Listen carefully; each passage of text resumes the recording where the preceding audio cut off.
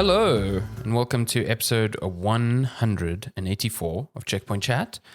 My name is Alessandro Barbosa. I'm joined by sunny Matthew Figuera. Can I just tell you that for as long as we've been doing video now, okay, so I obviously do timestamps and stuff.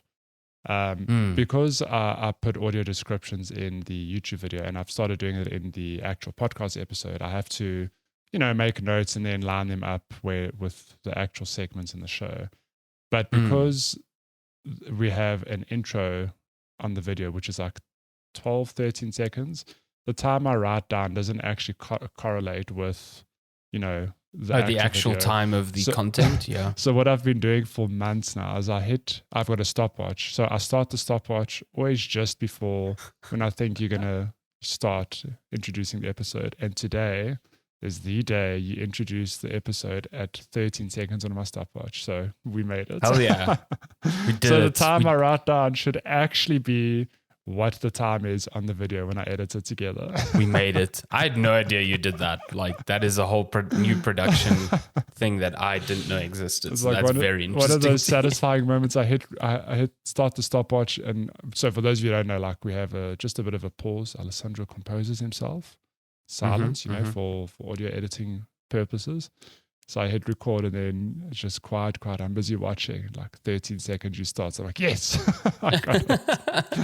We nailed it finally. Sometimes I get it at like 20 seconds. Sometimes you like go straight in at 5 seconds. I'm like, I'll get it next time. I mean, most of the time I'm just looking at like on Adobe Audition here, it's got like a running time code. And because I'm probably like got some level of OCD, I always have to do it on like a 5 or a 0, you know what I mean? Seconds. Well, that explains so so I just much wait. then. Yeah, I just wait essentially. Because it's like we're gonna start. I'm like, cool. Let me try time this. And then I just watch till there's a 5 or a 0. Sometimes the 5 comes and goes. I'm like, oh, just didn't feel right. And I wait for that 0, Like, damn it, I started the stopwatch like a minute ago. What is he waiting for? Listen, I got to keep you on your feet. That's the only way we can do this. So. Oh, we can retire now. It's finally the stars. Yeah, have this aligned. is we've peaked. We will never get better than this. Can't believe this. Strange that it happened on episode 184 because like that's such an odd number to put the podcast on, but it is. I mean that's just what it is. So. It's a good number to retire just before 200, while people still like us, they're not sick of us, hopefully. I don't know. Never know. Yeah, I mean, listen, you don't want to invite that sort of negativity into your life. If you like the podcast, give us a like in the comments. If you don't, if you don't like the anything. podcast, blink in your car. We'll know. Don't worry. If you don't like the podcast, pull over, get out your car, and start walking. So send us a GPS location. We'll come pick up your car. Don't worry. Next time I'm on the road, I just see somebody walking along the highway and go, definitely a list. Oh, they don't like it. He didn't like 184. Oh my God. He didn't like 183 actually, because I know he comes from Cape Town, so he's taken a while to walk my God, he's catching up here. He's coming literally walking here to give us a slap and be like, I'm done with your bullshit. I will say that Monday's a public holiday again. So if you're listening today on a public holiday, enjoy your day off. If you're listening on a Tuesday and you're back at work and sad, I'm sorry. I hope you had a good weekend. Fake Monday. Yeah, at least it's a short week again. It's the last short week for a very long time, though. But it's not. We burned through our public holidays. What do you mean it's not? Because I took the following Thursday and Friday off. Okay. It's a short week for normal people who didn't take leave, Amazing. Why didn't you? So if you had leave, why didn't you take it now? We just never did because there's other people at the office who took leave and I don't know. We're going to Cape Town next week, and we thought, we're here in Cape Town. Let's have another long weekend. So on that though, I don't know what's happening with next week's episode or the following week's episode. I guess we'll see, or we'll talk about it and keep everyone posted on socials. But I'm not here next weekend. So and the weekend after. I only get back the following weekend on the Sunday. So. Yeah, I don't know what you're going to do because for some reason, I was like, we can't record next weekend either, and We I can't. can't. Oh no, I think you told me you were like, I'm away, and I'm like, that's fine. We can skip a week. You're like, no, I'm away for The 2 following weeks, week as well. I mean, you could do Yeah. a solo podcast if you really wanted to. Yeah, Hi. just put my cats on. Hi, Be like, Sandy number 1. Hi, what have you been playing? Oh my goodness. And then Sandy number If people 1. hadn't gotten out their cars yet because they hated the podcast, that would certainly mass exodus. If people were walking, they're now sprinting.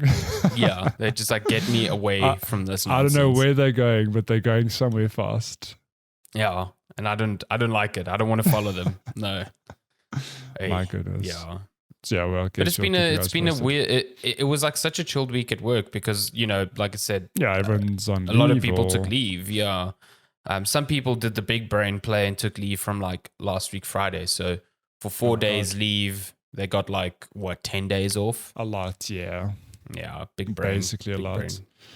It's not the last public holidays we get though. I know there's usually one in June is the next one, yeah. August and September. But this is the nice period. It's like just back to back holidays. I mean, it's been like 4 or 5 weeks in a row of 4-day weeks. It's always April is the big like test to see if companies can function in a 4-day week, and I think everyone can. So we should just convert to it. Just stick with it. I mean, I can do it for a whole month. I can do it for 2 months, 3 months, a year, exactly. a decade. If your revenue didn't drop in April, then clearly you can convert to a 4-day week. And then like in another century or two, we have another evolution of the workplace. We go to the 3-day work week. We won't be allowed to witness that, sadly, but I look forward to our ancestors going, It'll be great. It'll be great. 5-day weekends, 4-day weekends, sure. 3-day work weeks. You're not wrong. Maybe in the future they've got 8-day weeks.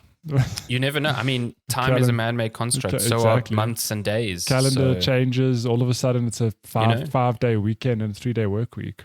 Depending on what religion you fall under, you might be on a completely different calendar already. Exactly. Yeah. What does your work week look like? Tell us. Exactly. Get back in the car and let us know in the comments below. And then get back out your car very quickly because the bullshit hasn't stopped. Start sprinting again. It's cool. Yeah. Just send us a voice note and then throw your phone off the bridge that you stopped your car on and then start walking again. Wow. I'd love to witness this. An actual mass exodus of people. Just watch it from the side of the road. Like, what the fuck is happening? Throwing their phones over the side of the highway or a bridge. I hate this podcast. And just like, sure. We will not be held responsible for any broken phones, especially ones thrown off a building. So, yeah. I mean, just letting you know. Just letting you know. Putting that energy out there. But otherwise, this Checkpoint Chat will talk about video games. Sometimes. Sometimes. I think both of us are getting to a bunch of games that are... okay, well, there's one that's like relatively new, but I think most of our time has been spent getting into like backlog stuff. I've started chewing into Elden Ring, but I'm not really going to talk about that now because otherwise I'm just going to why not? Let's reiterate what Matty said like two months ago. So yeah, Elden Ring. Listen, to me it started off a bit slow. I was like, the first few hours I was like, where is the like, oh my god, exploration goodness that I was promised? And I'm still feeling like I'm going to get there. Like I'm still playing it and being like, yeah, this is a From game. I'm not seeing like anything super special yet, but I am having a good time. Yeah. But I'm so early in the game. So I think, like we said before we started recording, when you do the first like proper dungeon, Stormvale Castle, then you go, here's the Dark Souls and the Bloodborne I know and love, with all these damn hidden corridors and just things to see, shortcuts and stuff. Yeah, love that. I mean, I'm only 9 hours, so it's nothing. It's like literally scratching the surface. Even that, the fact that I'm only 9 hours in, it's like 9 hours is a lot of time. I mean, the 9 hours have flown by, if that's any indication. So, like the fact that it's 9 hours, I mean, I've played games for review where I've played like 4 hours and been like, good God, can this please just end? Like, I'm so done. And, the 9 hours for Elden Ring have flown by. So that's a good indicator to me. Like, I'm having a great time. I'm about 86 hours in, and I'm getting toward the end of... Ow! Sorry, Lupin's on my lap attacking me for some reason. I'm like 86 hours getting to the end of my first playthrough, and I'm getting that sad feeling like, So this is what confused me. You were talking about second and third characters. I'm pretty sure you haven't finished your first one. No, so this is just a me thing where my first playthrough, like I'm exclusively streaming it. I only play it on stream, whatever. But this is a problem with Elden Ring where it's so addictive and I want to play more. It's backlog seasons. I'm like, yeah, I can start a second character in the interim. Like, okay, I see. I mean, it's not like I'm going to overtake my first character, which is 80 something hours ahead of me. So you never know, man. Yeah. You never know.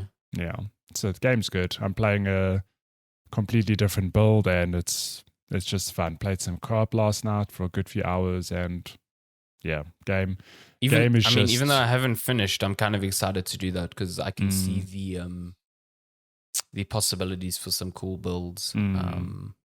Yeah, I'm still rocking some real standard ass starting gear, starting armor, starting everything because I want to be as nimble as possible. You'll rock that because you started with a warrior, right? So you'll have that same armor for a very long time. I think it was only many hours in. I was like, oh, here's an actual, like dexterity set that works for me. Yeah, because all the others, they offer protection, but the weight is too just heavy, it's too heavy. Not only that, like, I mean, those dual scimitars you're using up, those are still my primary weapons. It's a thing of like, I don't know, I'm so used to them that when I try to play with another weapon, I'm like, this is cool, it's fun, but it's not my bleed build, which just does so much damage. So yeah, I'm excited for you to like really sink your teeth into it. I mean, not that you haven't, but like I think when you do the first main boss and you go past that point, then you start to realize like, yeah, this is definitely still like a From game, just with an open world formula to it. So yeah, it's good fun. That's good. But outside of that, yesterday I got code for Nintendo Switch Sports, which is the Switch's Nintendo Wii Sports equivalent, I assume. Yeah. Which I don't think, I guess you can call it an equivalent because Wii Sports was a pack-in with the Wii and was like part of why that console was such a success. There were a lot of people that literally just bought the Wii and just played Wii Sports and then maybe picked up Wii Fit when that came out. Like that was the literal only reason they wanted that game. Especially like older parents and stuff, or people that weren't really playing a lot of video games at the time. That is the only reason they wanted the Wii, just the Wii at the time. Yeah. It was also a funny time where it's like, if you're gaming, you're sitting still and you're not active. But now with Wii Sports, you're getting a workout. You're mobile, yeah. It's all motion controls are cool for once. A lot of it feels natural and it works. So yeah, I mean, Nintendo Switch Sports kind of builds on that. It uses the Joy-Cons, so obviously it's using the gyro in there and then the motion tracking, which feels pretty good as long as you don't have your Nintendo Switch behind your TV where it can be a bit like iffy. The Wii got around that by having that sensor bar, so it didn't matter where the console was. Yeah, as long as you had the sensor bar right up front, which should be. Yeah. But I mean, that sensor bar was infrared and had its own issues. So it really did. Yeah. So right now, firstly, it's not a full price game. I think it's a $40 thing. It's like 800 or 900 Rand locally. And that should really set the tone. It should inform you of what kind of game this is, because based on my limited experience, it seems that there is limited content, especially if you don't have people to play with. The online is now active, so you can play online. But I think this is mostly... That never existed in Wii Sports. In the Wii Sports, no. So there is online. I think it had to have it's almost like when Mario Party launched just before the pandemic started and had no online, and then suddenly everyone couldn't leave their house. And Mario Party could only be played locally, and it was like, this is a problem. Yeah. So they have local play, they have online play, and they only have 6 sports currently. So it is bowling, tennis, badminton, which is like tennis. Amazing. Chambara, which replaces boxing. Chambara is like you on a platform above water and you've got these little foam bats and you've got to like aim your strikes vertically, horizontally, or diagonally and hit people. And the more you hit the person, the more backwards they go, and you got to hit them into the water. So you're telling me that Switch Sports has Gladiator built in? Essentially. So it sounds like Gladiator. Do you play against what is the dude's name? Granite. The Giant. The Giant. Oh my God! Remember all these names. Giant. Sahara. Okay, sidebar here. I have to sidebar because I can't believe we somehow got into the topic of the gladiators. But last weekend was my birthday, right? Yes. So my sister put up a Instagram story, just congratulating me on the birthday, whatever, with a bunch of photos from when we were young. Yeah. And one of the photos was when we were kids, we were obsessed with Gladiator. Like, loved that fucking show. It was great. That was a good show. And we went to an event once. So I think we went to watch one of the live tapings here in Joburg once. Yeah. And then there was an event somewhere where they had set up like an obstacle course for kids to do, like in the style of Amazing Gladiator and whatever. And they had a bunch of the celebrities there, the actual people. And one of them was the Giant, that huge fucking ripped as hell blonde dude, right? So we have a photo where I'm like standing next to him and he's like picked up my sister and is holding her on his shoulder. So that was one of the photos she put up on the collage. And so my sister's got a ton of followers on Instagram, like 35,000 followers. She's a proper fitness influencer now. So there's a lot of people that are unaware of who this person is. Like even South Africans who didn't really grow up in that era have no idea who this person is. So the number of messages she was getting that day being like, wow, your dad is so fit. And it's like, that's not our dad. They're like, wow, now we know why you've pursued this career in fitness. Yeah, exactly. Your because dad she's set so the into bar. fitness and stuff. And yeah, it's exactly that. Like, oh, I see where you get it now. And she's just like, oh my God. And it's funny because hilarious. It's literally the photo of this guy called the Giant. And my dad is like one of the shortest people I know. And it made us laugh. We were at lunch and she's just like, I keep getting these messages congratulating my brother and telling me how cool my dad looks. And it was so funny. That is amazing. It was just so funny. She eventually had to put on a story being like, that's not my dad. Please stop DMing me. Like, it's so many people DMing like, wow, your dad really set the bar high. You guys have so much to live up to. It was so funny. It was so funny. Amazing. But yes, Chambara. Gladiator, yes, cool. Chambara, pretty fun. The other, so that's 4, right? The other 2, one of them is football. What? So soccer. Yeah. How? Which you can. So that one's weird because you use the. Okay, wait. I'll explain all of them when I get to them. Oh, what's the last one now? No, I forgot. Volleyball. That's volleyball.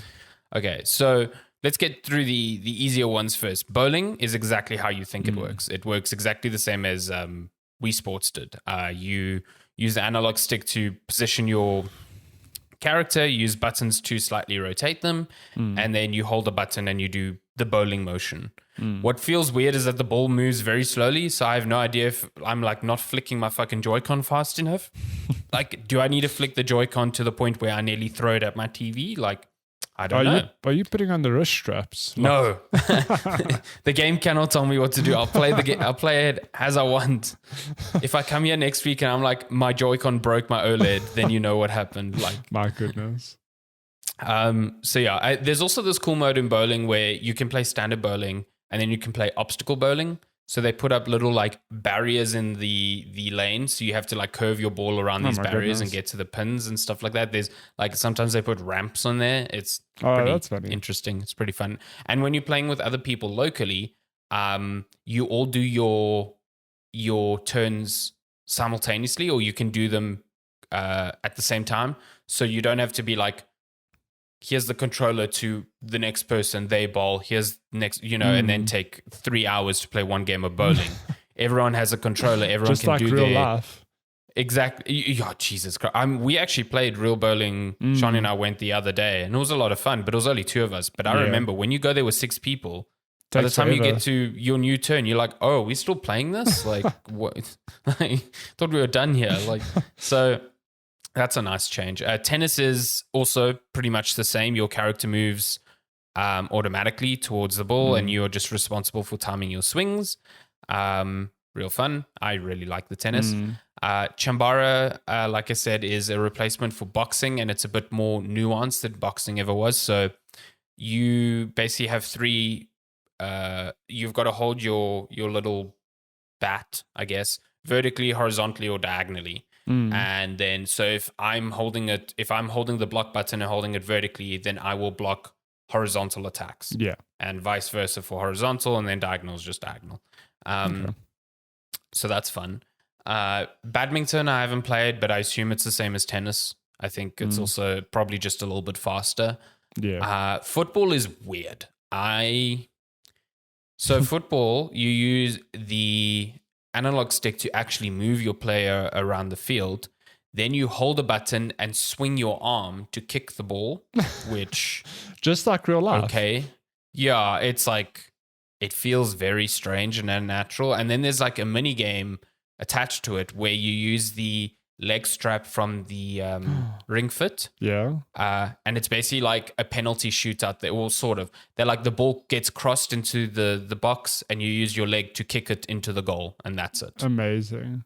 Apparently it's going to be patched eventually to allow you to use the leg strap to actually just do the kicking in the normal football game. But I think that's going to be fucking chaos. So, like, going to be people in one living room kicking the shit out of each other's shins. Like, it's, someone's going to have the ball and I'm just going to like run and slide in 2 feet up, get a red card. Yeah, it's going to be great. The games are too real. Wow. And then volleyball is beach volleyball. So this one's a bit strange to play because it requires, unlike tennis and badminton where you only have to focus on your swings, volleyball, you also move independently, but you have to do the right motions for the right, like spike, set, all the volleyball motions. If you're unfamiliar, I'm not explaining all those three things. Just hitting the ball with your hands. Yeah. It depends how you hit the ball. So those are the the 6 sports. They are adding more later on. I know golf is one of the ones that they are definitely adding. Is it more than just golf coming? As far as I know, yes. Okay, that's pretty cool then. I don't even know. I think golf is free. I wonder if they'll add paid stuff later. Or just put it on like the Switch expansion pass, whatever tier. Yeah. Probably. It's fun. I think, I've only played it for an evening and I played it solo because Shani was sleepy and did not want to play. She wants you like slide tackling or anything. So it was like 11 at night. I was like, "Do you want to play Nintendo Switch tennis?" She's like, "What the fuck is wrong with you?" Like, no. Like climbs into bed. Bye. Yeah, goodbye. The cats really enjoyed it. They really enjoyed watching me in the living room moving around and stuff on the screen moving. Very fun.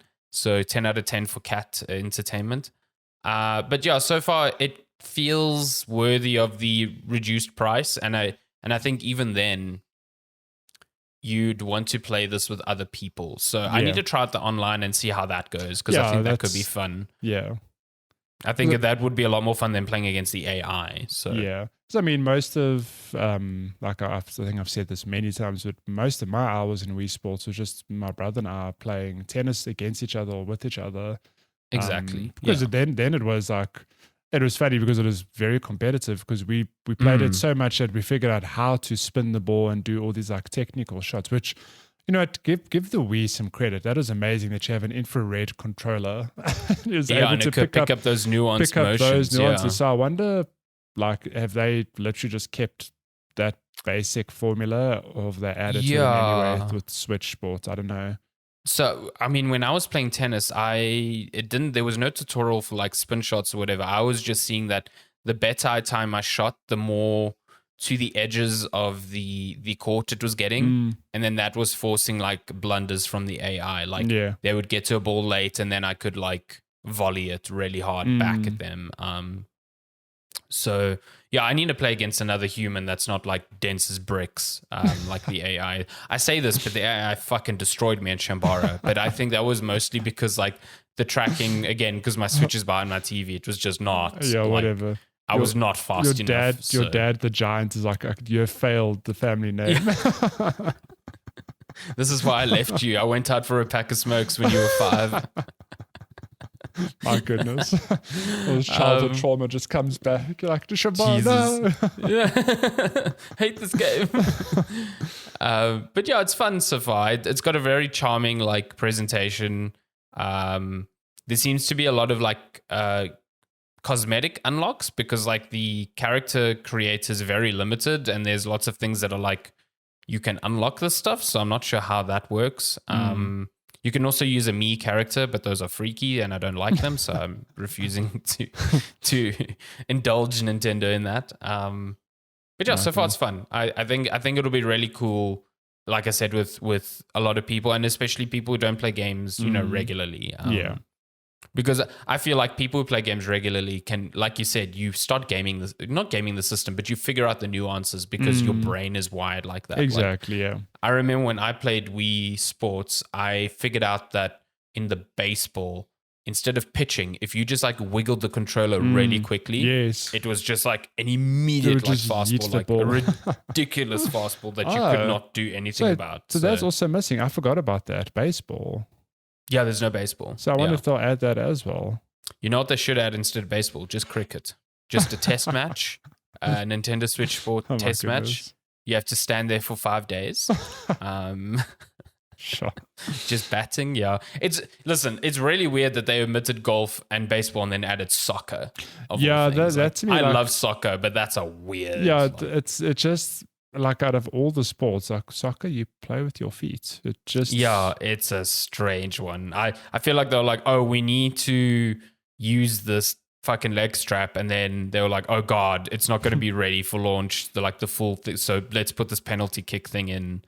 Beforehand. I don't know. Isn't the World Cup happening this year?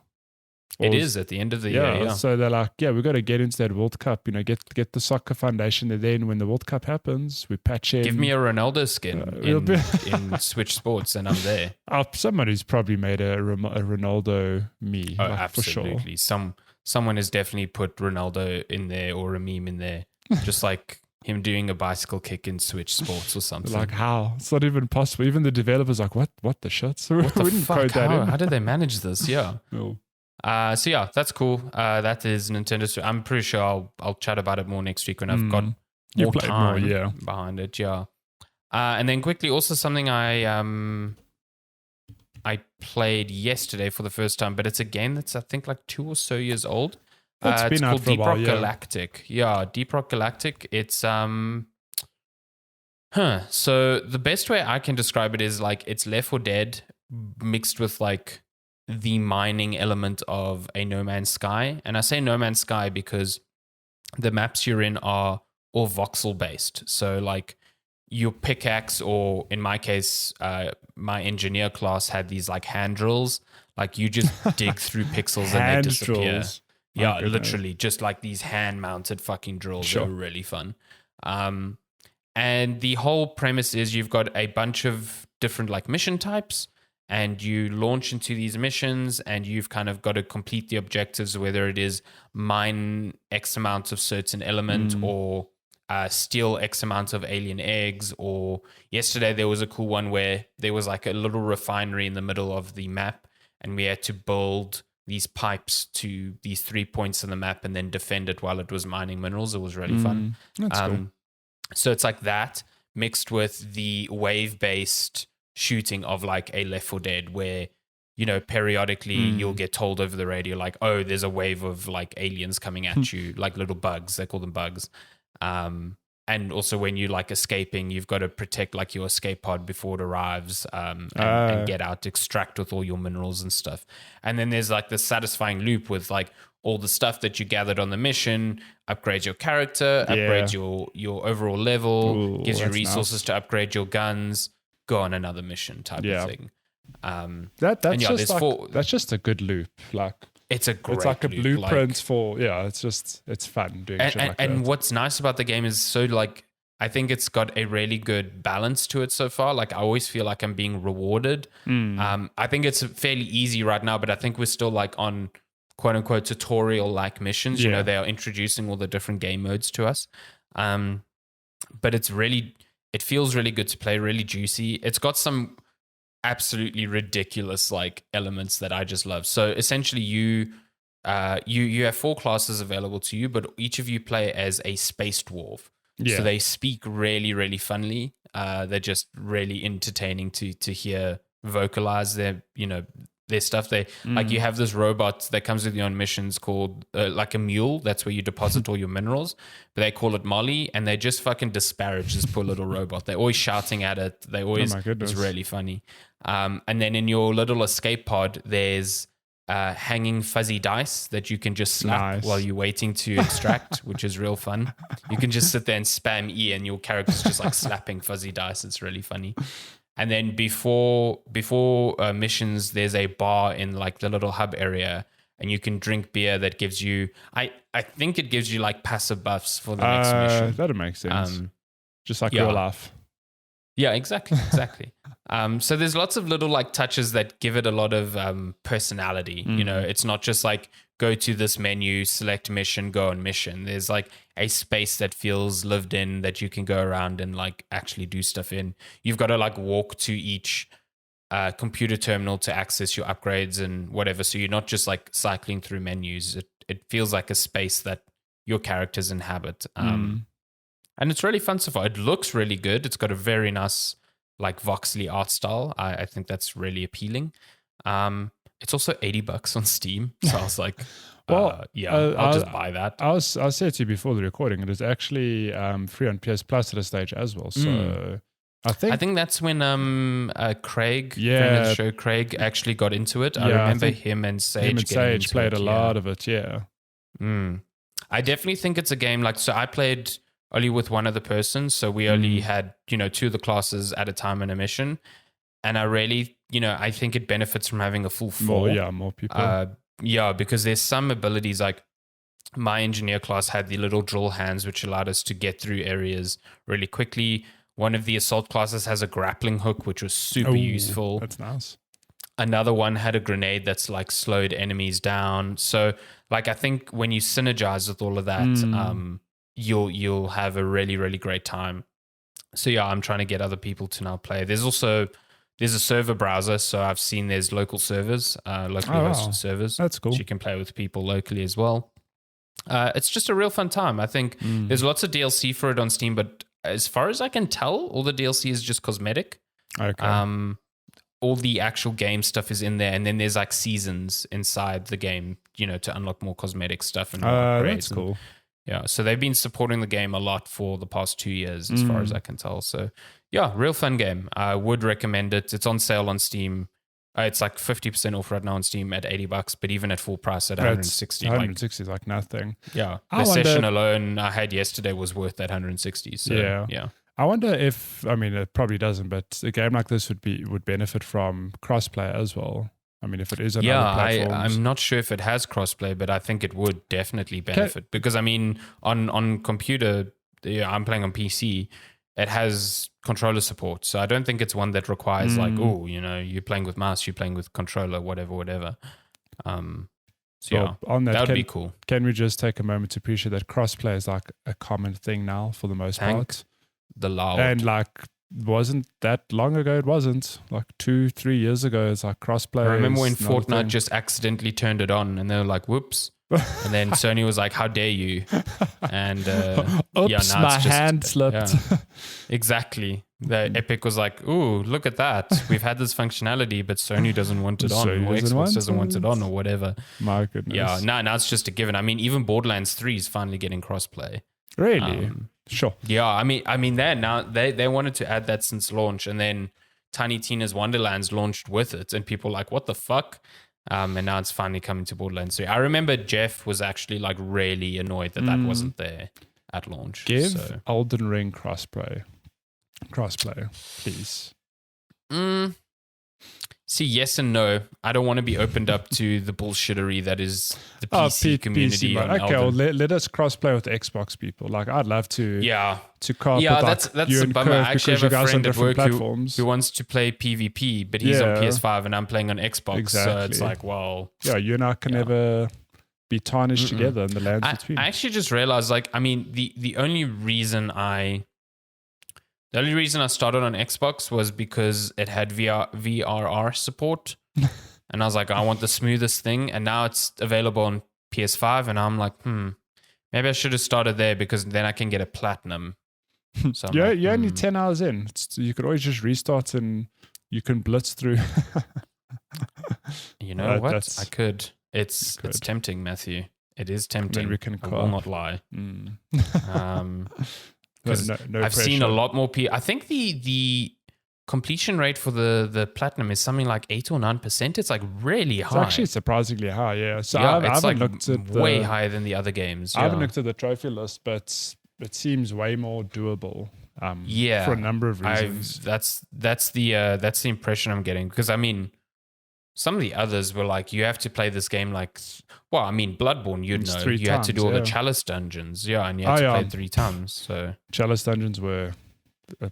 But I've seen a lot of people like getting a platinum just with one playthrough. Like, obviously having to go and do stuff on the side, but not having to do a whole New Game Plus run, you know what I mean?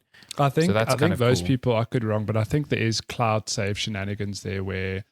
Because I'm sure there are trophies tied to endings, and it's a thing of you cloud save, do an ending, go back, do something different, get a different ending. Like, I don't know how many endings you need, but I think the game has 6. I don't think you need all 6 of them, though. Yeah, that would be ridiculous. Yeah. Like, no one's going to do that. No. But yeah, sorry for that sidebar. So Deep Rock Galactic, good time. Real fun. Yeah, good time. Would recommend. If you are playing it on PC, hit me up. HMU. Yeah, HMU. So from my side, quickly, I'm not going to go too long, but I actually just forgot. I didn't tell you this before the show. You've been playing a game that I actually have owned for a very long time and I've hardly touched. No, I'll get to that because I just remembered that I actually beat Kirby and the Forgotten Land. Okay. I want to know, does that game go places at the end? Because that's what everyone says. That game goes places at the end. Like, it really does. Yeah. But I'm down. I mean, for obviously for spoiler purposes, I'm not going to get into that. But all I'll say is that Kirby and the Forgotten Land is a Switch game that people must not overlook. Just because it's not a Mario or Zelda. Like, the Kirby, I think we've probably discussed this at length really, but Kirby comes across as like a B-tier Nintendo character, you know, on the level of a Yoshi or those who aren't Mario or Zelda. But this it's the character that Miyamoto lets out of the the below stairs closet every now and then to give it food. Exactly. But yeah, Kirby and the Forgotten Land is just a really, really well-made game. Funny enough, like, I did not realize until maybe a week or two after it launched that it's the first 3D Kirby game. I just assumed that 3D Kirby games had existed. Wait, hold up. What? Really? Yeah, apparently. Let me just double check in case I'm making. I'm trying to think. 3D. So Kirby. The ones I've played recently were like the Kirby. There was one on 3DS called Planet Roboto, which was real fun. Yeah, then there was that All-Stars one, which was 2D. The old 2D side scroller. Yeah, Kirby Epic Yarn was 2D. Yeah, so here's an article. Kirby and the Forgotten Land is the first 3D Kirby game. And it's interesting because... I guess 3D in gameplay because like some of them had 3D graphics still, so but they were in 2D playing. Yeah.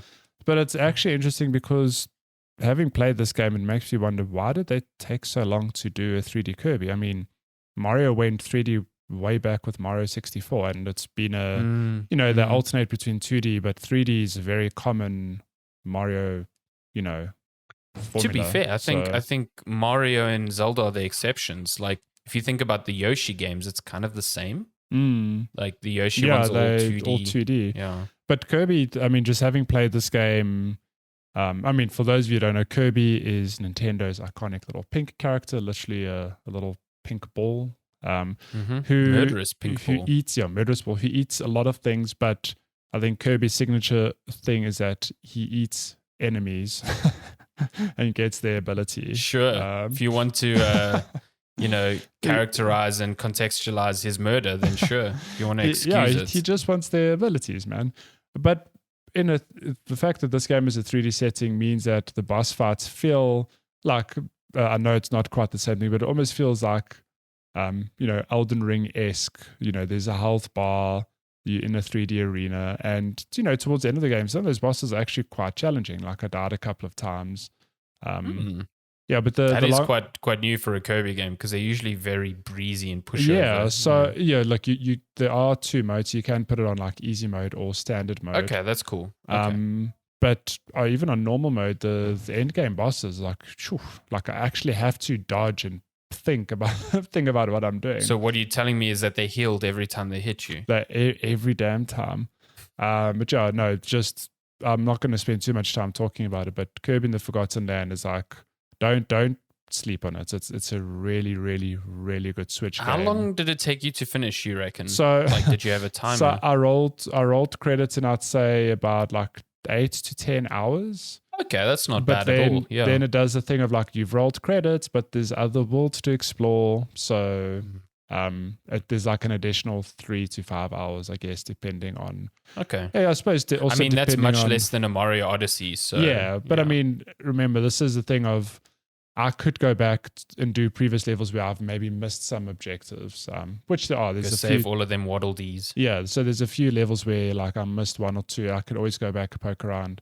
But I think it's a nice length, not too long, not too short. And I had a really good time. It's one of those games where it's got the Nintendo charm where it feels like the devs just put so much love into this game, and you can feel it, you can see it. Yeah. What were your favorite mouthful mode?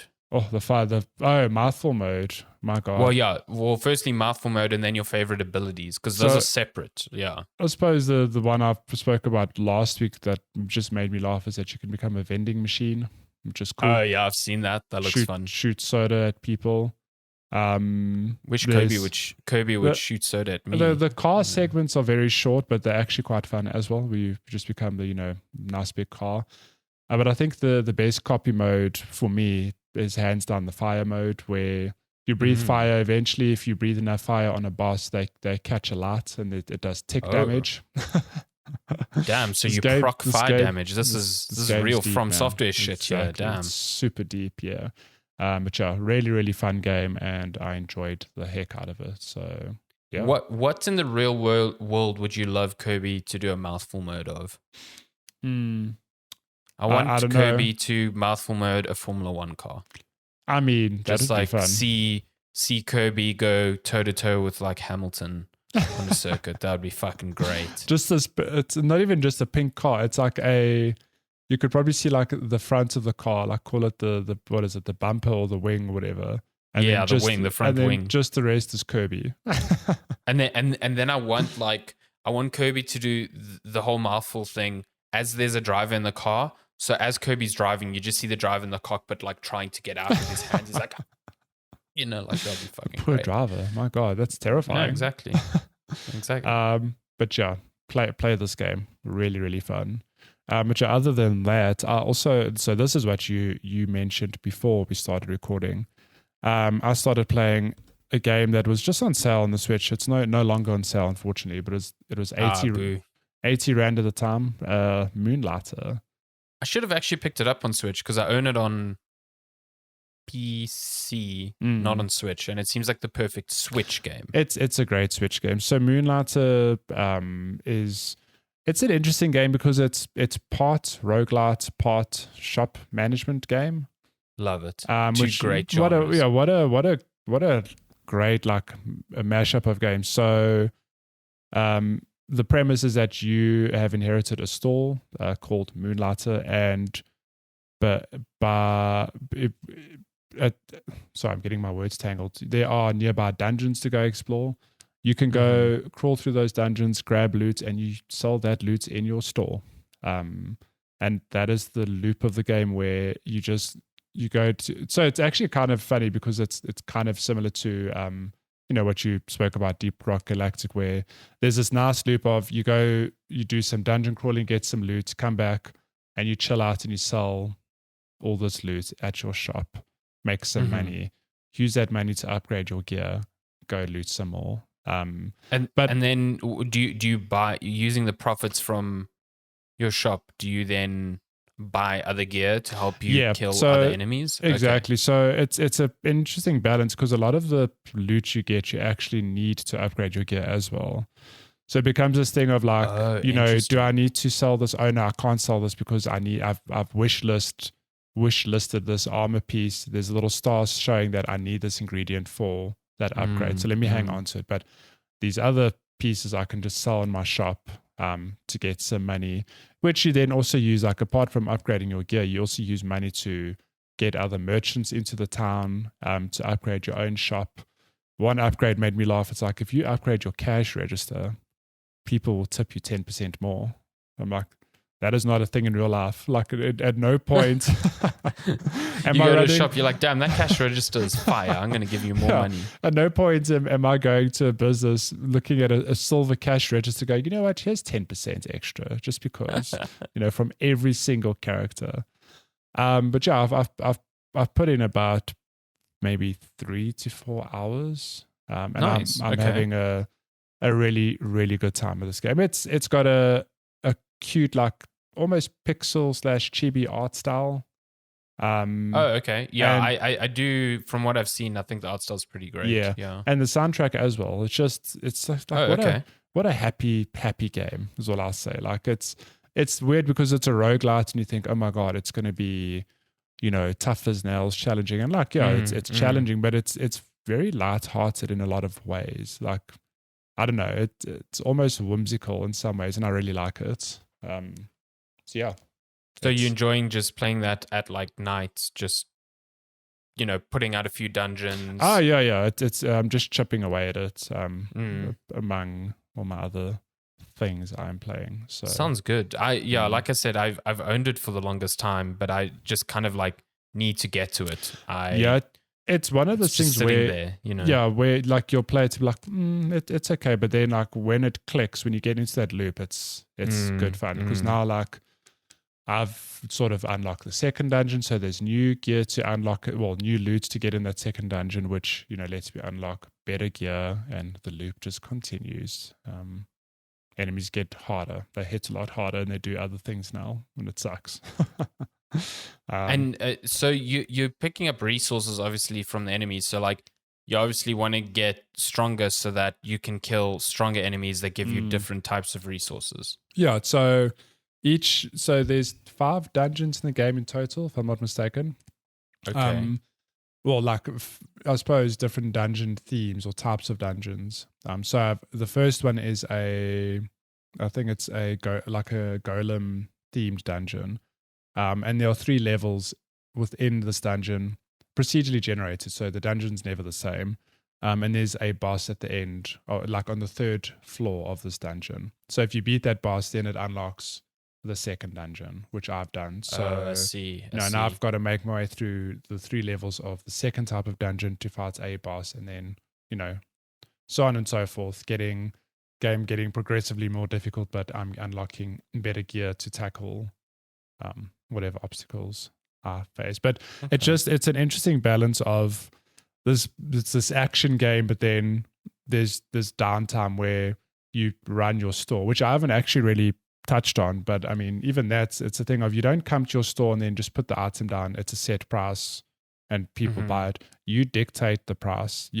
Part of the game is going like, okay, I've picked up this piece of steel. I'm going to sell it for 100 gold. So you're just like bartering essentially. So what the game does, very clever, is that you have to pay attention to people's reactions when they walk into your shop. So for example, if they walk into your shop and they look at an item, if they choose to buy it, a little icon pops up above their head and it shows an expression. So if the expression is like it's a smiley face with gold eyes, like, oh my God, this is a deal. It means you're selling it for way too cheap. So you're like, oh, okay, I sold it for 100. Next time I'll sell it for like 150. Matthew just sold a PS5 for $50. Holy shit. Oh my God, I can't believe. Yeah, and people walking like, oh my God, this piece of what golem, a deal. Yeah. This golem core, only 100 gold. This guy's like, what an idiot. This man is shortchanging himself big time. Yeah, but then if I come back and I'm like, you know what, I'm going to sell it for 1,000 gold, people are going to walk in and go, that's too much. And they have a little angry... I could get that from Jeff across the street for 500 rand. Exactly. So they have an angry expression pop up if something you sell is too expensive. So it's also this fun thing of you looting stuff coming back and you're trying to figure out what is the sweet spot. Like, what will people pay? What are they happy to pay for items. And I guess you learn that over time. You learn right? it over time, and you've got a journal that keeps track of all of this, which is cool.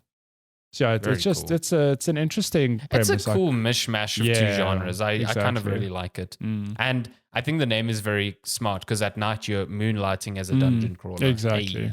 So I thought you could only go to dungeons in the evening. You can go during the day, but you're incentivized to go at night. Closed. Yeah, you're incentivized to go at night because I believe the drops are better. There's either more enemies and or better loot. So. You know what this sounds like? This almost sounds like if they put like a shop management mode in like a Monster Hunter. Exactly. It's exactly that. You get a whole lot of loot and you just, there'd be a whole nother system in the game where you have to sell that loot and keep whatever you need for you. Do it, Capcom. Just make a Monster Hunter where I have to manage a Bunny Dango cafe as well. Can you imagine how long that game would be? Monster Hunter's already like 100+ hour experience. Now you have to... I'm talking about Monster Hunter now and I'm just like, maybe I should buy Monster Hunter Rise on PC. Shit. It's tempting because the expansion's coming out in June. And I definitely want to pick it up on PC. High frame rate on PC. High resolution. It's tempting. Super tempting. Goddamn. Yeah. Okay, we should move on because otherwise I'm just going to buy it right now. That's all I have been playing this week. Nice. Should we get to game releases then? Yes. I think like we alluded to last week, this is very much an indie month. I think there's a lot of great indie games coming out this month, which is great. But we are looking at game releases from today, the 30th of April, up to the 6th of May. My goodness. We're in May. Who knew? Wild. And even then, there's just a bunch of cool games coming out just this week already. So you've got Adios Amigos Galactic Explorers coming to PS4 and PS5.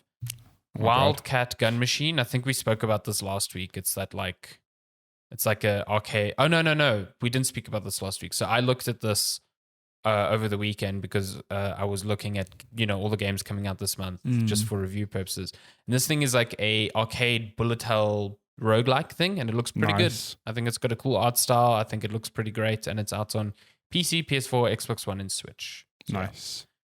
Warhammer 40K, Chaos Gate, Dash, Demon Hunters. That is such a big That's a long name. Coming to PC May 5th. Nice. Lion War coming to PC also on May 5th. Citizen Sleeper, PC, Xbox One, Xbox Series X and S, and Switch. This is sort of like a cyberpunk-ish narrative RPG. It looks pretty good. I think it's got a really good style to it. Nice. I think the game of the week here, Trek to Yomi. Yeah. This is that 2D, very Kurosawa, like black and white samurai game. It is coming to Game Pass as well at launch. But it's out on PC, PlayStation, and Xbox May 5th. I'm very excited for this. It looks good. I hope it's good. Yeah. And then the last game, Crowns and Pawns, Kingdom of Deceit. Nice. PC. It's amazing. 6th. It's like literally, 7 or 8 games. Those are compared to the lists we've had before. It's quiet time. But still, at least two in there that I like want to play. So it's like, does not quiet down. Oh, yeah, for sure. Cool. So yeah, that is games out this week. Then let's bounce off to news. Quite a bit happened this week, so we're gonna fly through some of these. What should we start off with?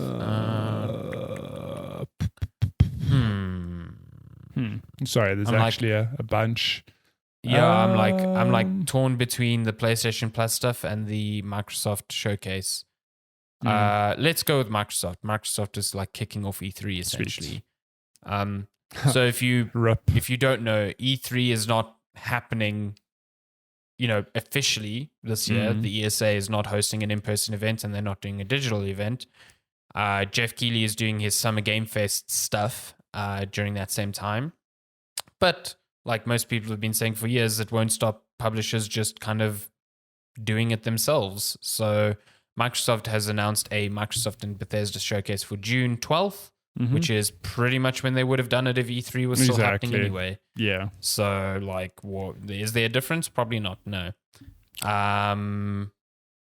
So yeah, that's happening on June 12th at 6. Okay, it's 6 p.m. here UK time for Eurogamer. So I think that's 8 p.m. our time, South Africa, local time, which is not terrible. At least it's not like fucking midnight or something. Yeah. Yeah. Isn't it weird that they refer to it as the Xbox and Bethesda showcase and not just the Xbox showcase?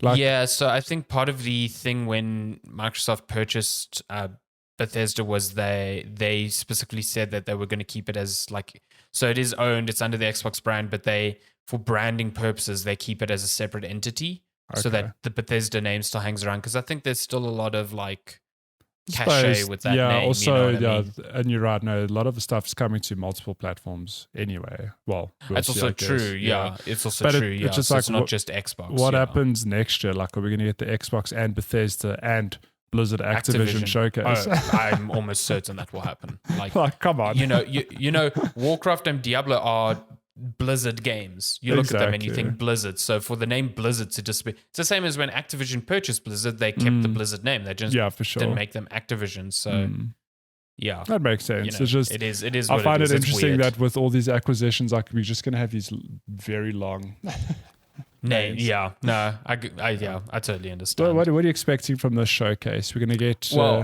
yeah, I think the biggest thing is Starfield. It has to be the first like actual gameplay of Starfield because the game's out in November. So I do think that this will be a big showcase for them though, because this is a thing of like 2-3 years ago when they announced we've acquired this person and this person and this person. You go, okay, cool. Like we'll give you time. Now it's that time of cool. What if all your studios been working on, you know, outside of Starfield and all of that? Like, I think the top of this article has, it's Starfield, Elder Scrolls, Indiana Jones, Hellblade, but like, what else? What else are they working on? I wonder, like, what surprises are we going to get from these other studios who have been quiet? Well, that's the thing. I think there's a lot of room for surprises, and there's tons of room for them to give updates on existing projects. So like you said, Hellblade 2, which was announced, feels ages ago now. 4,000 years ago. Yeah, but Ninja Theory at the time said they were working on the next version of Unreal for Hellblade 2, and now Unreal Engine 5 is out, you know, so could we see a more substantial demo now that that sort of engine technology is out there and like more public? I hope so. I don't think that game's out this year still. I think that is a game they show off and be like, it's out next year. You know what I mean? I think it's about time we get a release date on that. But there's a bunch. Like on the Bethesda side, Machine Games is working on an Indiana Jones game that they announced last year. What is? Arcane is working on Redfall, which is supposedly releasing this year. I'm sure we'll get gameplay on that as well. What about, is it Obsidian? They're doing Avowed. Avowed, the very Skyrim-ish looking thing, so they're good updates on that. Bethesda Game Studios could also, Starfield is going to be their big one, so I don't think they're going to stray much from that, but they could give an additional tease of, Elder Scrolls or a fucking new Fallout or whatever, I don't know. Yeah. And then you've got others like the Eurogamer article points out here. You've got Rare with Everwild. Oh, true, Playground Games with Fable. And Perfect Dark. The Initiative and now Crystal Dynamics working on Perfect Dark. So yeah, I don't know. And like you said, there's so many surprises there. There's so many smaller studios that Microsoft owns now, like Double Fine. You've got, what is that other one that made you got the State of Decay people. I can't remember what they're called. So there's so many little things. Is Compulsion Games, the people who made We Happy Few, they're working on something else as well. Are they owned by Microsoft? Yep, they're owned by Microsoft. I did not know that. So yeah, there's lots of space for like, updates on these big heavy hitters, but then teasers at smaller things that are maybe closer to launch than we expect. And I hope so, because the last thing Microsoft needs right now is another showcase to be like, cool, this is the future we are building towards. Like, it has been 3 years. You need to start delivering. This generation's going on 2 years old now. We're almost 2 years into this gen. It needs to start hitting now. Like, those acquisitions were made 3-4 years ago or started, being made 3-4 years ago. So the Bethesda one is still new, but those other ones need to start delivering. And when you look at the calendar for Xbox for the rest of the year, it is scant. It's like, okay, Starfield's huge, and it could be monumental. It could be a Skyrim-esque hit for Microsoft, and that's not to be understated. But like, it's that and Redfall that are scheduled for this year. So, there needs to be a bit more. And Forza Motorsport 8. Oh, yeah. Well, that too. Turn 10 has been working on Forza Motorsport for fucking ever. So, yeah. Will we get a new Gears? I think we'll get a new Gears reveal. So? That's not out this year. Yeah, I think the Coalition is working on a new Gears on Unreal Engine 5. But would you not think like, okay, I'm speaking completely out of turn here because I haven't played Gears for actual years. But do you not think they're tired of that franchise and want to like have a crack at something different?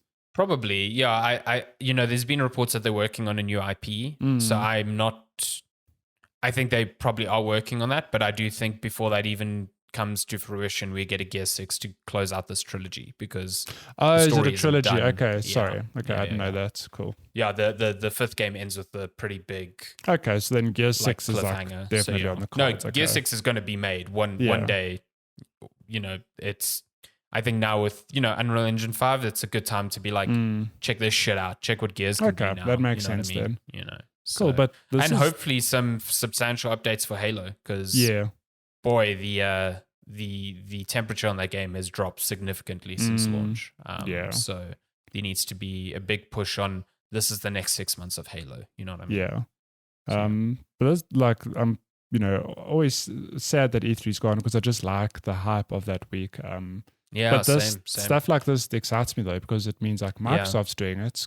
I mean, obviously. Yeah, I hope Sony does a big state of play during that same time. Nintendo do a nice little Nintendo Direct. It would be great. So it would be great. I hope they can't because that first year when E3 was cancelled was such a mess because they were all spaced out so much. So it just felt like every second week was a new E3 and it was just terrible. Like.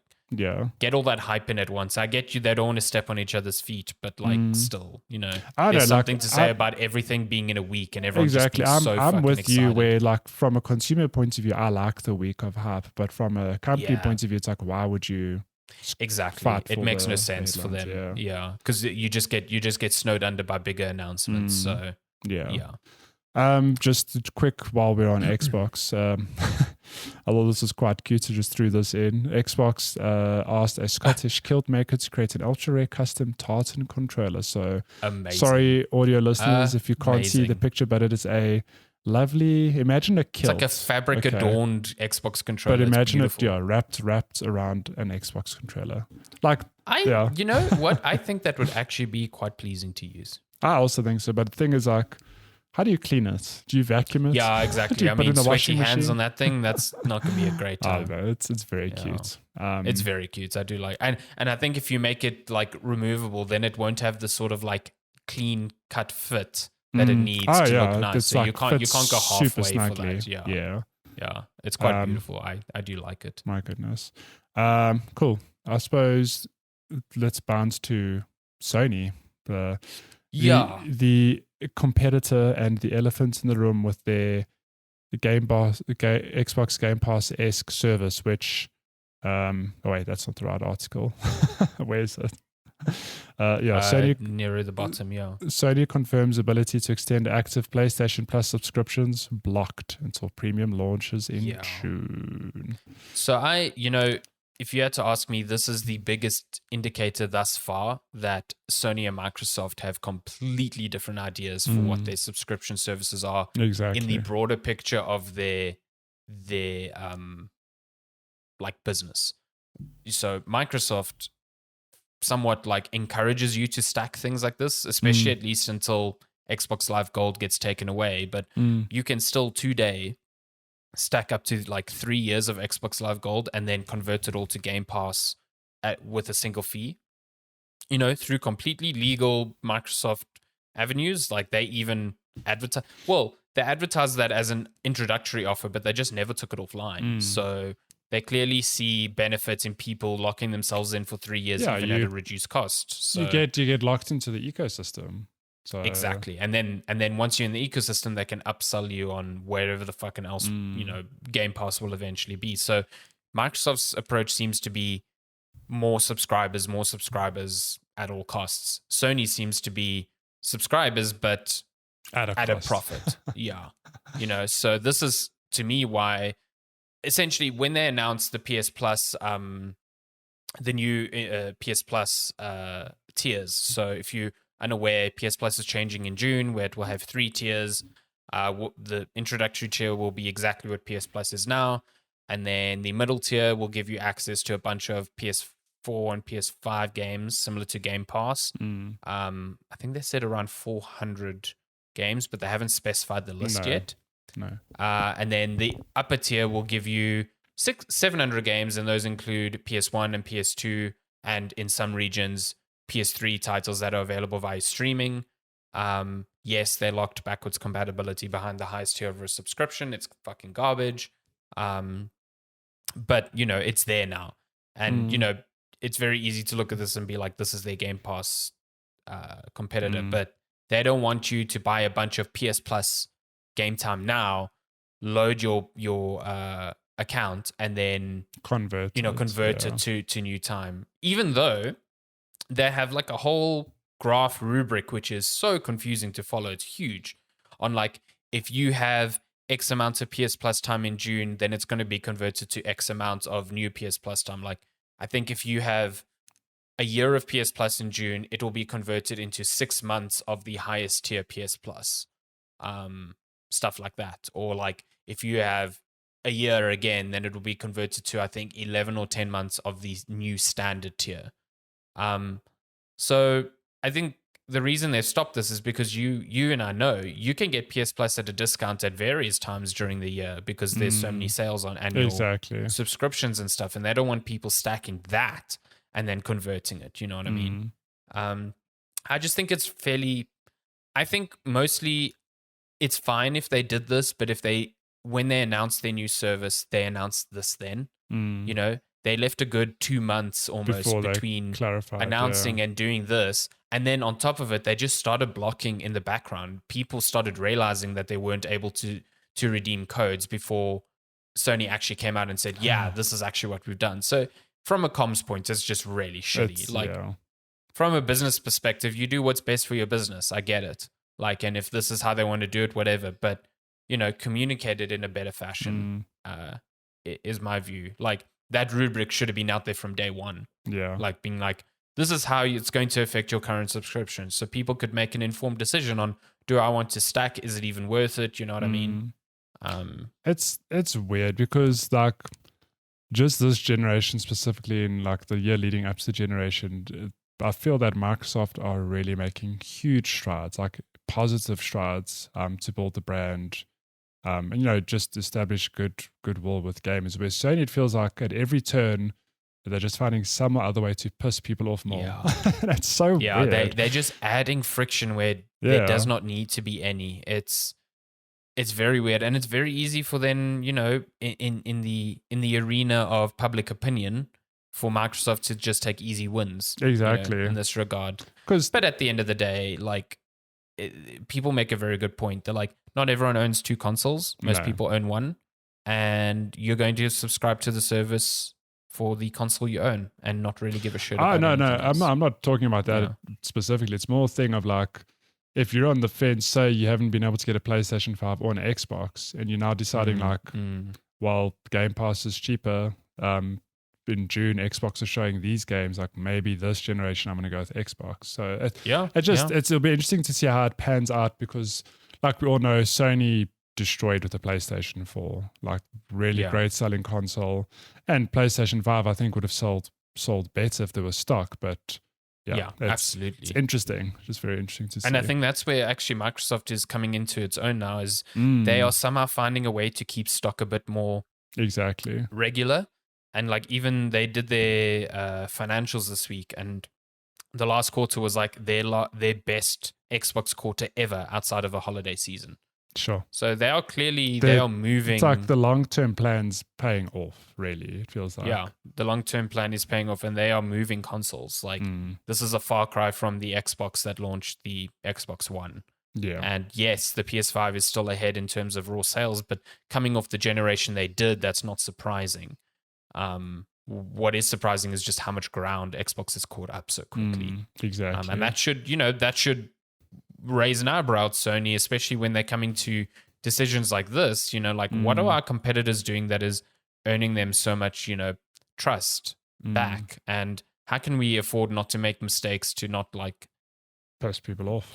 Exactly. And this to me is just the opposite of doing that. So yeah. Well, I suppose those bummer are for Sony. Real own goal there, in my view. But yeah. Cool. Well, in other Sony news, I suppose just keeping in trend, PlayStation Plus games for May include FIFA 22, Tribes of Midgard, and Curse of the Dead Gods. That FIFA 22 is quite a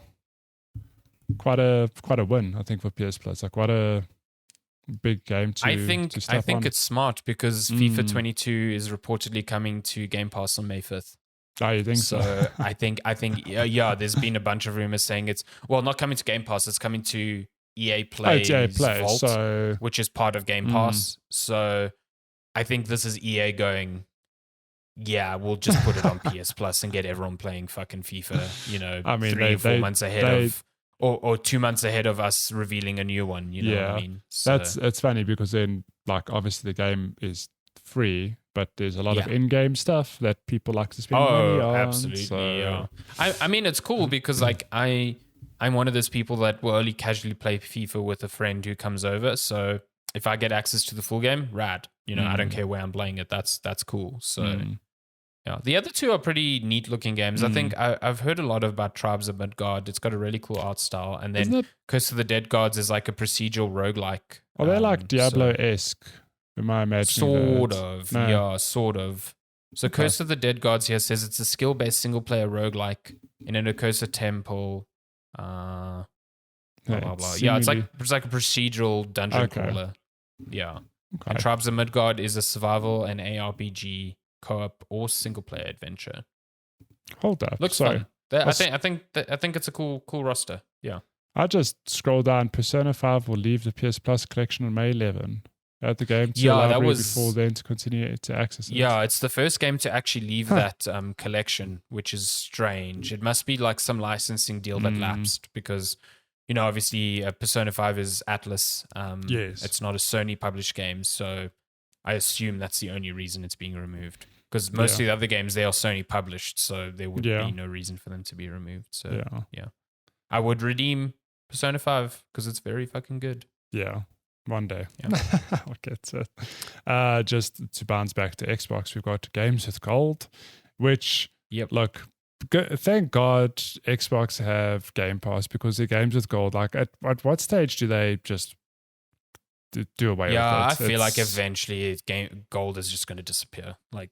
I swear. Especially now that free-to-play games don't require Gold, there's really no reason for it to exist. Hydro Thunder, I feel, is a game that just pops up all the time on Games with Gold. I think actually David said it's the second time it's been on Games for Gold, so it's my goodness, a real crap one. The good thing is that there is one really good game on this list. Yoku's Island Express is very good. I think you played that and spoke about this in the podcast. It's like pinball and Metroidvania mixed in one. Pinball platformer Metroidvania. It's very good. Well, there we go. Would recommend playing that. So take it back. There's one good game in this lineup. Yeah. There's a Viva Pinata there, but it's not Viva Pinata. Yeah, it's like Party Animals. Viva Pinata mini games. So that kind of sucks. But yeah. Cool. With all the console stuff out the way, let's bounce to, Star Wars Jedi Fallen Order 2. Reportedly out next year for PS5, Series X and S, and PC. And now it doesn't say it here, but I think you shared a tweet, I'm sure it says in the article, but you shared a tweet earlier this week saying that it will be exclusively next gen. Yeah. So this is coming from Jeff Grubb, VentureBeat's Jeff Grubb. He has that show on Giant Bomb called Grub Snacks every week where he just kind of talks about stuff he's heard. So he's been saying for a while now that the Fallen Order sequel will be coming out this year, but it can always slip to 2023. And that seems to be the case. It'll probably be an early 2023 launch anyway. Yeah. But the new info was that it will be previous. It will be current gen only. So that makes me wonder, like, is this going to be Unreal Engine 5? Because if I'm not mistaken, Fallen Order was Unreal Engine 4. It didn't use Frostbite or anything like that. So maybe they're putting it to the new engine. Maybe they are just creating, planets which are far more seamless to get through. So you need like the faster SSDs, stuff like that. Either way, I think that's pretty cool. I think it's cool to have, the first game came out very late into the last gen cycle. So to have a sequel that, pushes these consoles maybe a little bit will be pretty cool. Yeah. Unsurprisingly, it's apparently not going to be called Fallen Order, which always made sense to me because Star Wars Jedi was always the name and then Fallen Order was the colon. Yeah. So it's like Horizon. I don't think it's going to... Yeah, exactly. Horizon Forbidden West, Horizon Zero Dawn. Although that one doesn't have a colon, so that's slightly more confusing. That one was also left field because you're like Horizon Zero Dawn 2 and like, no, it's Horizon Forbidden West. Like, what? But we say this, but then you had games like Red Dead Redemption 2, which makes fuck all sense because Redemption tied into the actual story of the game. So, listen, who knows? But so Jeff Grubb says they are not doing older consoles, according to Grubb, so the development team won't have to worry about trying to straddle these generation lines. So that's cool. I mean, there were already in this game a lot of instances where you did the whole slow moving through a little narrow cavern so it could load one level and deload the other one, Yeah. So not having that in there or just having a shorter travel time between spaces will be cool. But also it's a thing of like, at what point do we just cut off not old consoles, like previous gen consoles?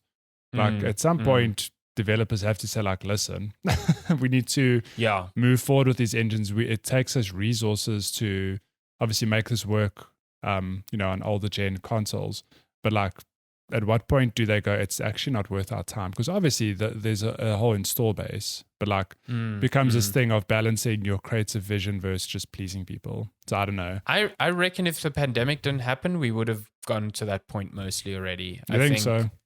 Yeah, I think the pandemic and what it's done issues, to the supply lines. Exactly, because like now publishers are going, well, shit, there's far fewer of these consoles out there than we thought there would be. Yeah. Like we can't just ignore, especially with what we've paid XYZ. But I think we are getting to that inflection point where it's like, it's been 2 years. The stock is relatively getting back to normalish now. You know what I mean? It's definitely not as bad as it was a year ago. No.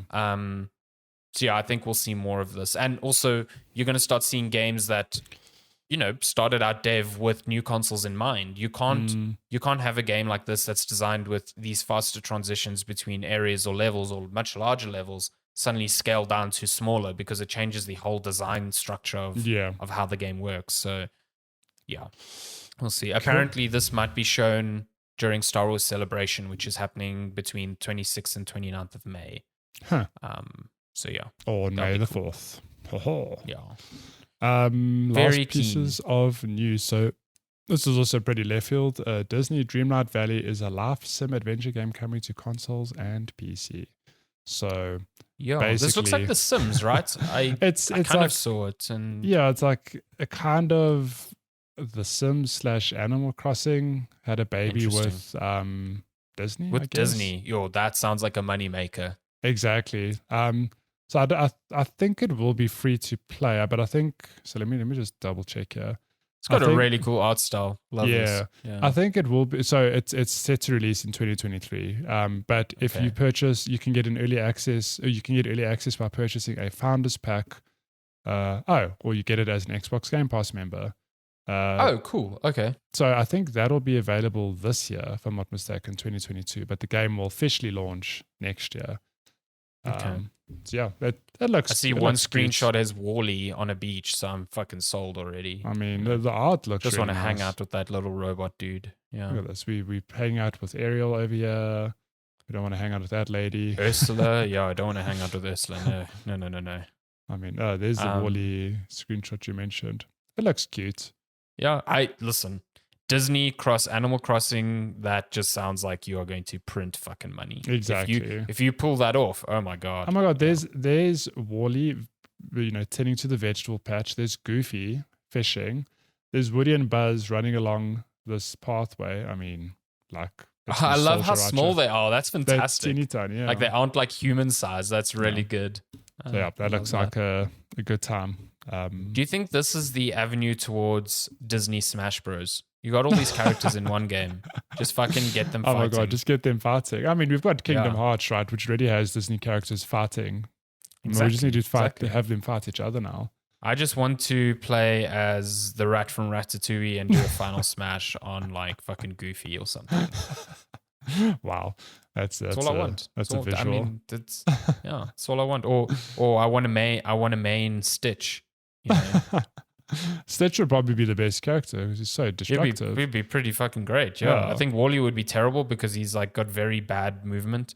And the Toy Story characters, I think the Toy Story characters should be like a Pokemon trainer sort of character. So you play as Andy, and then you throw out Buzz and Woody and stuff. Yeah, throw out Mr. Potato Head. You see, or the Slinky Dog. The Slinky Dog. Oh my god, like, Slinky Dog's OP. Yeah. Hire me, Disney. And then last pieces of news. This one surprised me. So the Overwatch 2 beta. I suppose there was a beta this week. The PvP beta, yeah. Yeah, the beta streams surpassed 1 million concurrent viewers on Twitch, which, so Overwatch 2's beta became the top streamed game on Twitch as fans seek out new gameplay and beta access through drops. Yeah, that's. I was about to say the reason this doesn't surprise me is because of that. No, okay, that I get that now. Very clever, but it's like every game with a beta now hits this milestone purely because it's like, if you watch 6 hours, you get a drop. It's like, okay, well, of course, people are just going to leave this on in the fucking background. Okay, that makes sense because when I saw this headline, I was like, but why? Like Overwatch 2 was popular, but was it that popular that I watched an hour of it and I was like, I could watch an Overwatch 1 stream and not know the difference. To be entirely honest, it's still, I don't know, this game, every time we talk about it, you're going to hear me say the same thing. It's a big question mark for me. It's a massive question mark to me. I just don't. It's a real weird one as well, given the timing of what's happening at Activision and Microsoft now, because it looks like it will like launch proper when that sale goes through. So like, what the fuck is Microsoft thinking about doing with it? You know, this also blew my mind because the traditional Overwatch is 6v6, right? Now it's 5v5 now, yeah. Now it's 5v5. So I never thought about it. I'm like, okay, it's 5v5. But John Marco was telling me his sister is a big Overwatch fan, if I'm not mistaken, or has played Overwatch. And all she said is like, well, now it means one less person can play. And then I thought one step further, what about Overwatch esports teams? It's a big thing there. Yeah, that change did not go down well. Yeah, the change did not go down well. But I guess they have to change the structure of something. They're like, I guess if they're going to retain the same roster and add the first new character in like, 2.5 years? Like the most they can do is be like, cool, well, the meta's changed because each team has one less person now. So I don't know. Listen, we'll see. Yeah. That UI looks crisp, and that's all I have to say about that. Like I was watching the gameplay and I was like, this looks perfectly fucking engineered for the people who have still been playing Overwatch, but no one else. So no one else. I just don't get it. And then last piece of news this week: Sifu is going to receive difficulty options this spring. So interesting. Yeah. If you find the game a bit too challenging, which in all those people's defense game is, the game is borderline, very hard, borderline brutal at certain moments. You can now choose between student, disciple, and master. Well, not yet, but obviously when it's patched in. I assume they must have, because all companies who make games they pop in like telemetry data so they can see, how many X number of players are getting to this level, blah, blah, blah. They must have seen like a massive drop off, like after people playing it for an hour and just like not fucking touching it again. I mean, we know Jeff and Darren, who were both very excited to play this game, played it and were like, I did not like it. Yeah, I did not enjoy it. So, that probably helps. There's a lot of hand-wringing on like creative decisions and difficulty, but I think if your game is not hitting the numbers it needs to, this is one way to be like, hey, maybe all the discourse at the, during launch was about how difficult it was. Now you can at least toggle that. So exactly. But what that adds or to the experience is going to be interesting to see. Yeah, but this is just the first step in a whole content roadmap. So as the year goes on, they've got advanced scoring, gameplay modifiers, a replay editor, which I think will be very cool. Keen to see cool. what people do with that. And then a new game mode in winter called Arenas. So that's pretty cool. Yeah. There's no PvP in that game, right? No. Because I know a lot of it is built off of the work they did with Absolver, which was like a martial arts MMO, which had PvP. But it seems logical to me that they might maybe look at that, because that seems like a system ripe for like fighting game people to really get into. You know what I mean? Yeah, I mean, if you can engineer your existing system or to tweak it. Yeah, I mean, it's not like 5 lines and you've suddenly got multiplayer. It's a big undertaking. It seems like something that could be cool. Multiplayer equals 1. Yeah, exactly. If multiplayer true, enter 2 players into map X. My goodness. No. But yeah, that is all the news. Last news that you did I miss one? Call of Duty Modern Warfare 2 is official. I did. My bad. Yeah, that's all good. I mean, we pretty much knew this already. It had been rumored. It kind of like pseudo confirmed that it was getting a sequel. It's Infinity Ward's year to do a Call of Duty, so of course they were doing this. So they just basically put out a logo and they're like, cool, Modern Warfare 2, rad. Bam. Probably see more of that. That I is don't a cool logo. even know when we'll see this, because last year they announced the game so fucking late in the year. Like, who the fuck knows when? Usually you could bet on it being revealed in May. You can't anymore. So, yeah. I don't like this trend of now we've rebooted, like, because Modern Warfare had a reboot, right? Like, technically. Yeah, a very good one. But now, it's just confusing. This is the sequel to that reboot. It's the sequel to the reboot. Yes. So it's very confusing, because you can buy old Modern Warfare 2 from 2009. You can buy Modern Warfare 2 remastered, because they remastered the game, or you can buy Modern Warfare 2. Exactly. I don't like that. It's like, come on. I think I saw a Kotaku article saying it is the 47th Call of Duty game, which is just crazy to me. That is insane. Well, there you go. Now, listen, if I'm talking about modern Call of Duties, if I look back on the past 3 years, the reboot to Modern Warfare is my favorite one. Like Cold War was fine, and I really didn't like Vanguard last year. So Infinity Ward stuff on that original, that campaign was spectacular, and that multiplayer is still the best of the 3, I think. Yeah. So yeah, I'm very excited for this one. Very, very keen. And Nice. Infinity Ward has a knack for pushing the visual fatality. Can't say that word today. Fidelity. Yeah, fidelity. There we go. They have a knack for pushing that forward, and they're already teasing that this is the most technically advanced Call of Duty, which is as vague as you can fucking get with that sort of thing. Yeah. But I mean, Modern Warfare when it came out was like really visually beautiful for a Call of Duty game. So yeah, keen to see what they've done with that. Cool. Yeah, there we go. Now that is all the news. Pew pew. That is all the news. Should we fly through questions then? If you want to send us a question, you can email us checkpointchatpodcast@gmail.com. You can also find us on social media at Checkpoint Chat, on Twitter, on Instagram, on Facebook, on TikTok, on OnlyFans. You know what it is. All of these places. Okay, we have a bunch of questions today, so let me just pull them up. We have one on Instagram from Mrs. Very Angry, who asks, what do you guys think about the upcoming Chinese game Black Myth? Is that Wukong, right? Yeah, Wukong. Yeah, Black Myth. When is that coming out? Is there? There's no release date, as far as I know. Yeah, the last we heard was I think there was a trailer last year. Yeah, there was like a gameplay trailer. Yeah, it looks really good. Man, that game looks good. Yeah, I mean, I love the Journey to the West like storyline. Like Enslaved, Odyssey to the West was like the last game that kind of adopted that. Like quite traditionally.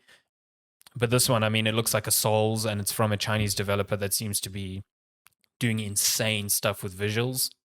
So yeah, the game visually, that gameplay demo was set in like a snowy landscape and just incredible. And watching like Digital Foundry break it down and be like, yeah, this is totally possible. This is not some like bullshittery that is being shown off. Like they are like, this is really insanely cool. Sure. So yeah. So don't know if we'll see it this year. I don't think so, but boy, excited. Okay, we have 2 questions from Jared Brapra, who says, "Hey guys, did Sandy try microwaving the hard white Easter eggs?" Fuck no. You insane? No ways.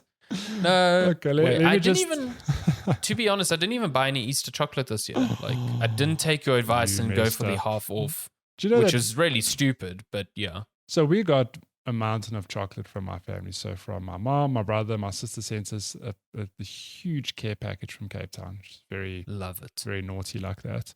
But then, we've got like ample stock of Easter supplies, okay?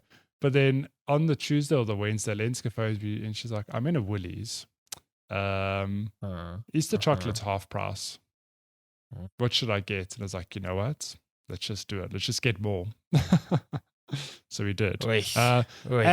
And she bought me those hard white Easter eggs, and I've not microwaved them yet, but I will, because I want to make a video showing exactly what it is. Why? I cannot believe the backlash I've received. So for those of you who don't know. What do you mean you can't believe the backlash? I said to Alessandro, I asked because it's perfectly normal to me. I said, "Those hard white Easter eggs, do you microwave them for 10 to 15 seconds to melt the chocolate inside?" And then it's not perfectly. In what world is this perfectly normal? Why not? It's just. what? I mean, the backlash that you got should tell you that it's not normal. Well, now I know it's not normal, but I can't believe why it's such a frowned upon thing. You know what? You can knock it after you've tried it. Then we can talk. Because a lot of people go, I don't want to try it. It's so it's. What does Lenska think of this? She's never done it before, but she's keen to try it. So keen to try it. So you've been married to her, but she hasn't tried it. Well, I haven't done it yet either. So this is one of those things where I've got the eggs now.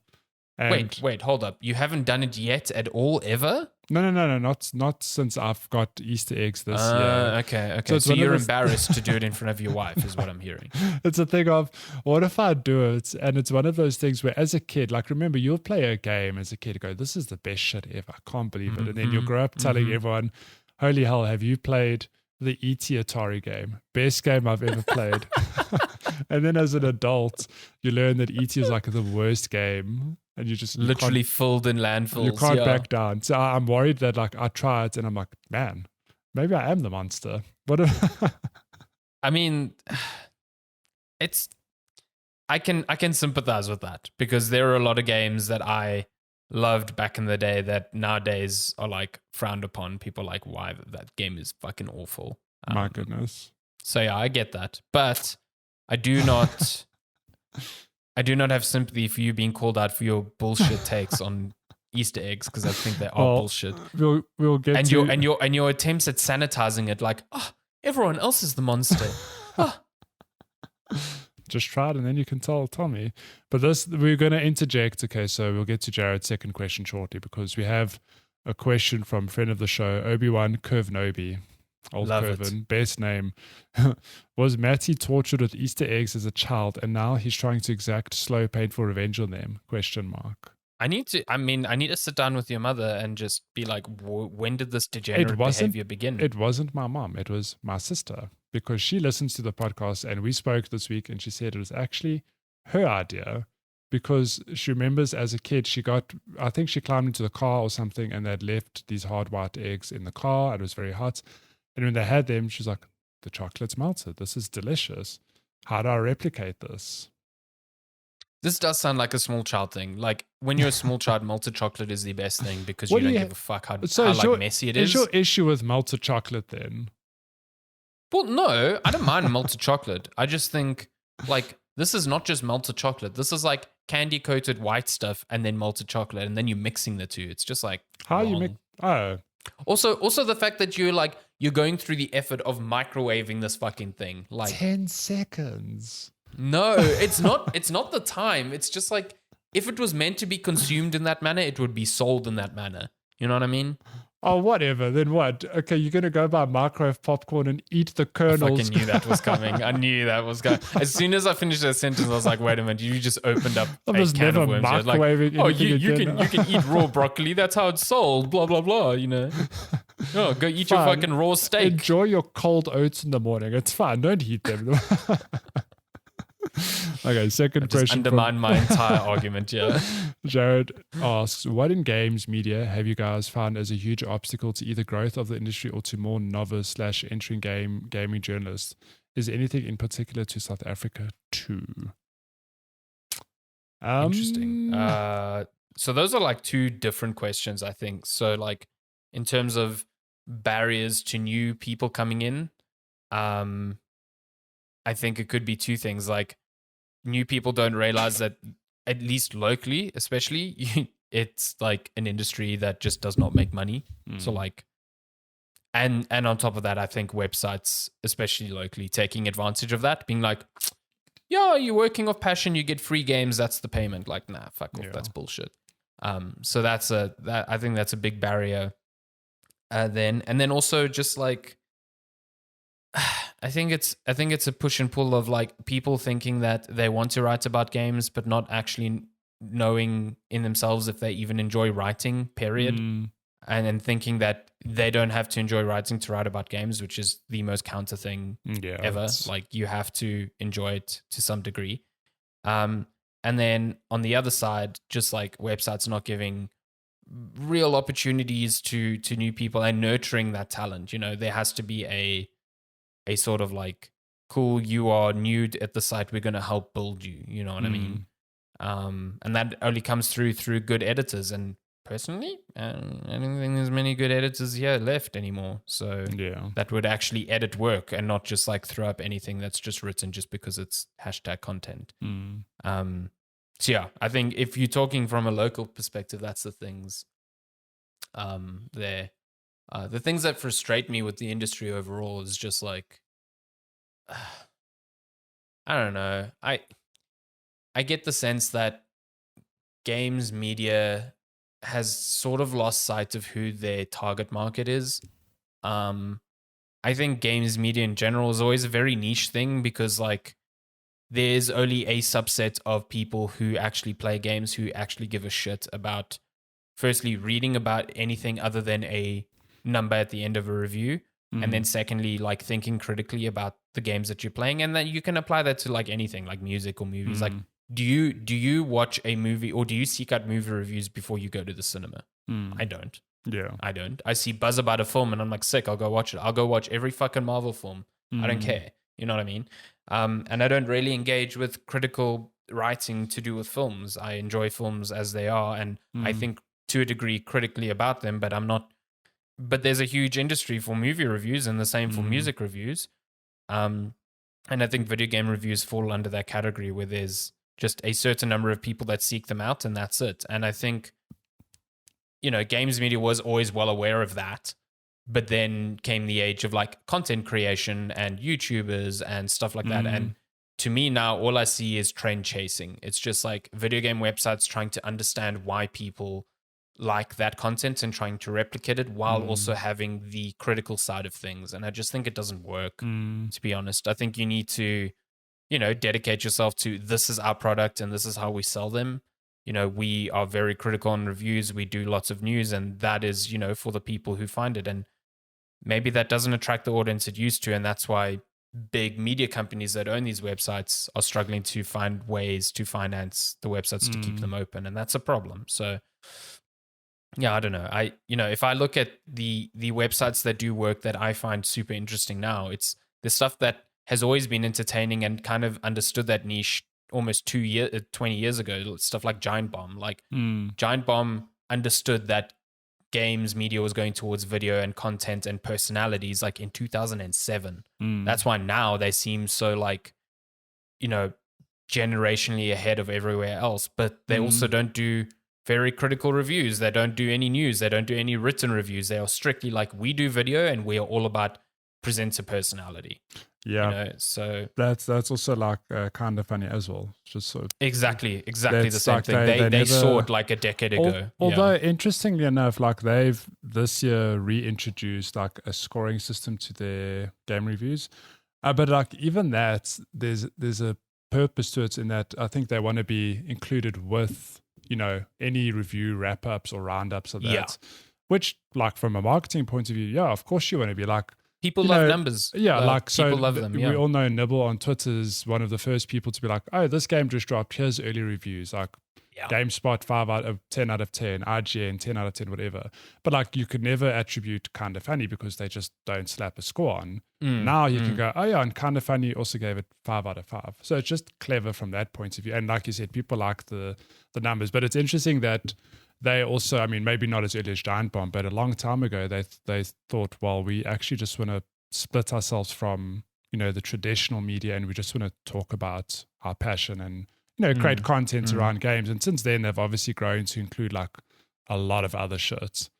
So I don't know. It's interesting because even like when I do the daily, when we wrap up, when we look for news to wrap up on our show, like at the end of each week, it's interesting how in the last 3-4 years alone, I've noticed a shift from like most websites, it's a thing of here's a review, here's a news piece, here's this, here's that. Now it's a thing of like, there are just so many guides, there are so many things, many, and it's obviously guides because pay the bills. Exactly. That's the stuff that's getting the clicks, but it's like, it's drowning out, if I want to find news, it doesn't help if the front, I click on the news tab, but the front page is like, here's the guide to this. And I'm like, why? And the intersection of guides and buyer's guides, like exactly the monetization of like ad revenue that is taken off of like links to Amazon and other retailers. Like that's where the money is. Like I worked for a time almost exclusively just with the commerce side of GameSpot for a while, and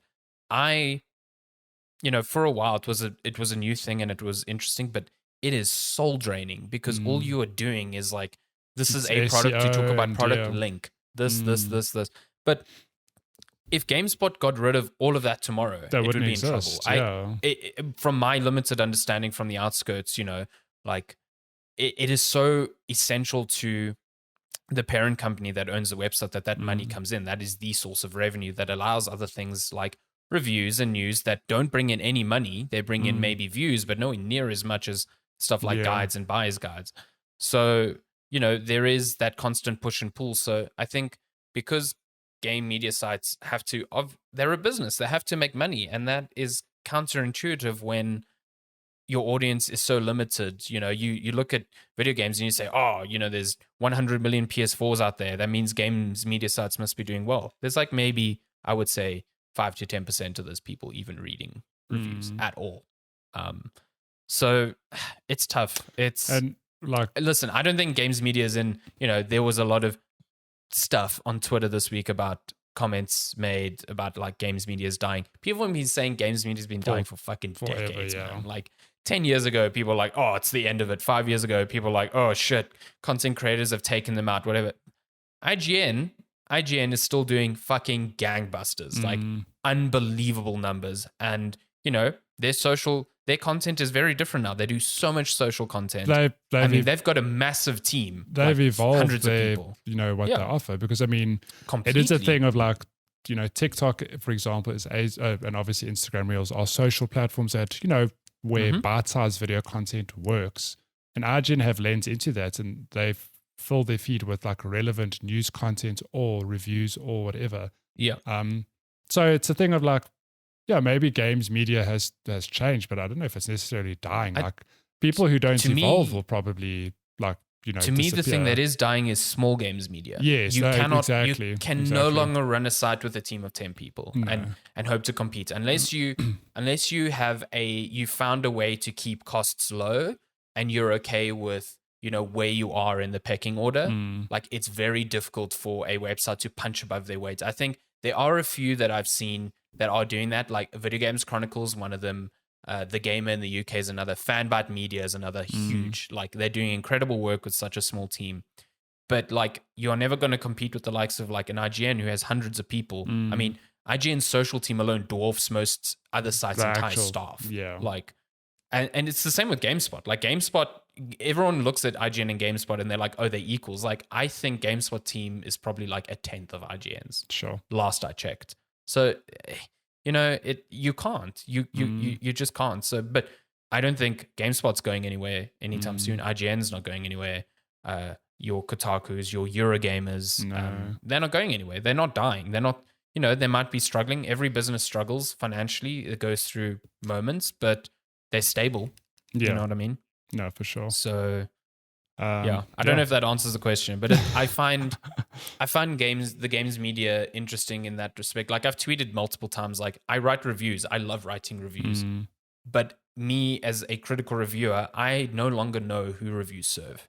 I don't know who the review is for, because again, a review that comes out on a release day, literally 90% of the people are just there for confirmation bias now. They're like, I've already bought the game. I want to know that I made the right decision, or I never bought it. I want to make sure I made the right decision. Or I bought the game and I don't no one agree is with the using score. it as an actual buying guide anymore. No. It is a culture war that is based off of numbers for review scores. So like when you think about it like that, what is the point of me being critical about a game and being like, you should buy this X?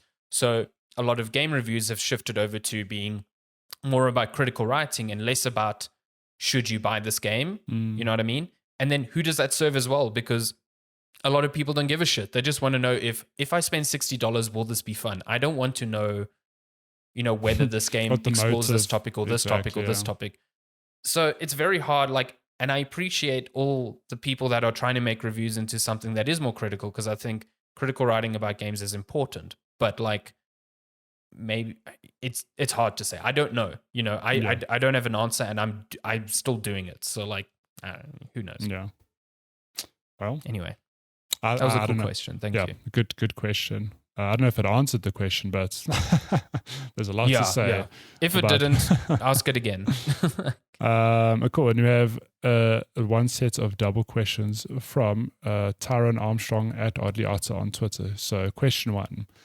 If you could make a game mandatory for everyone to play at least once in their lives, what game would you make it? If I could, sorry, what?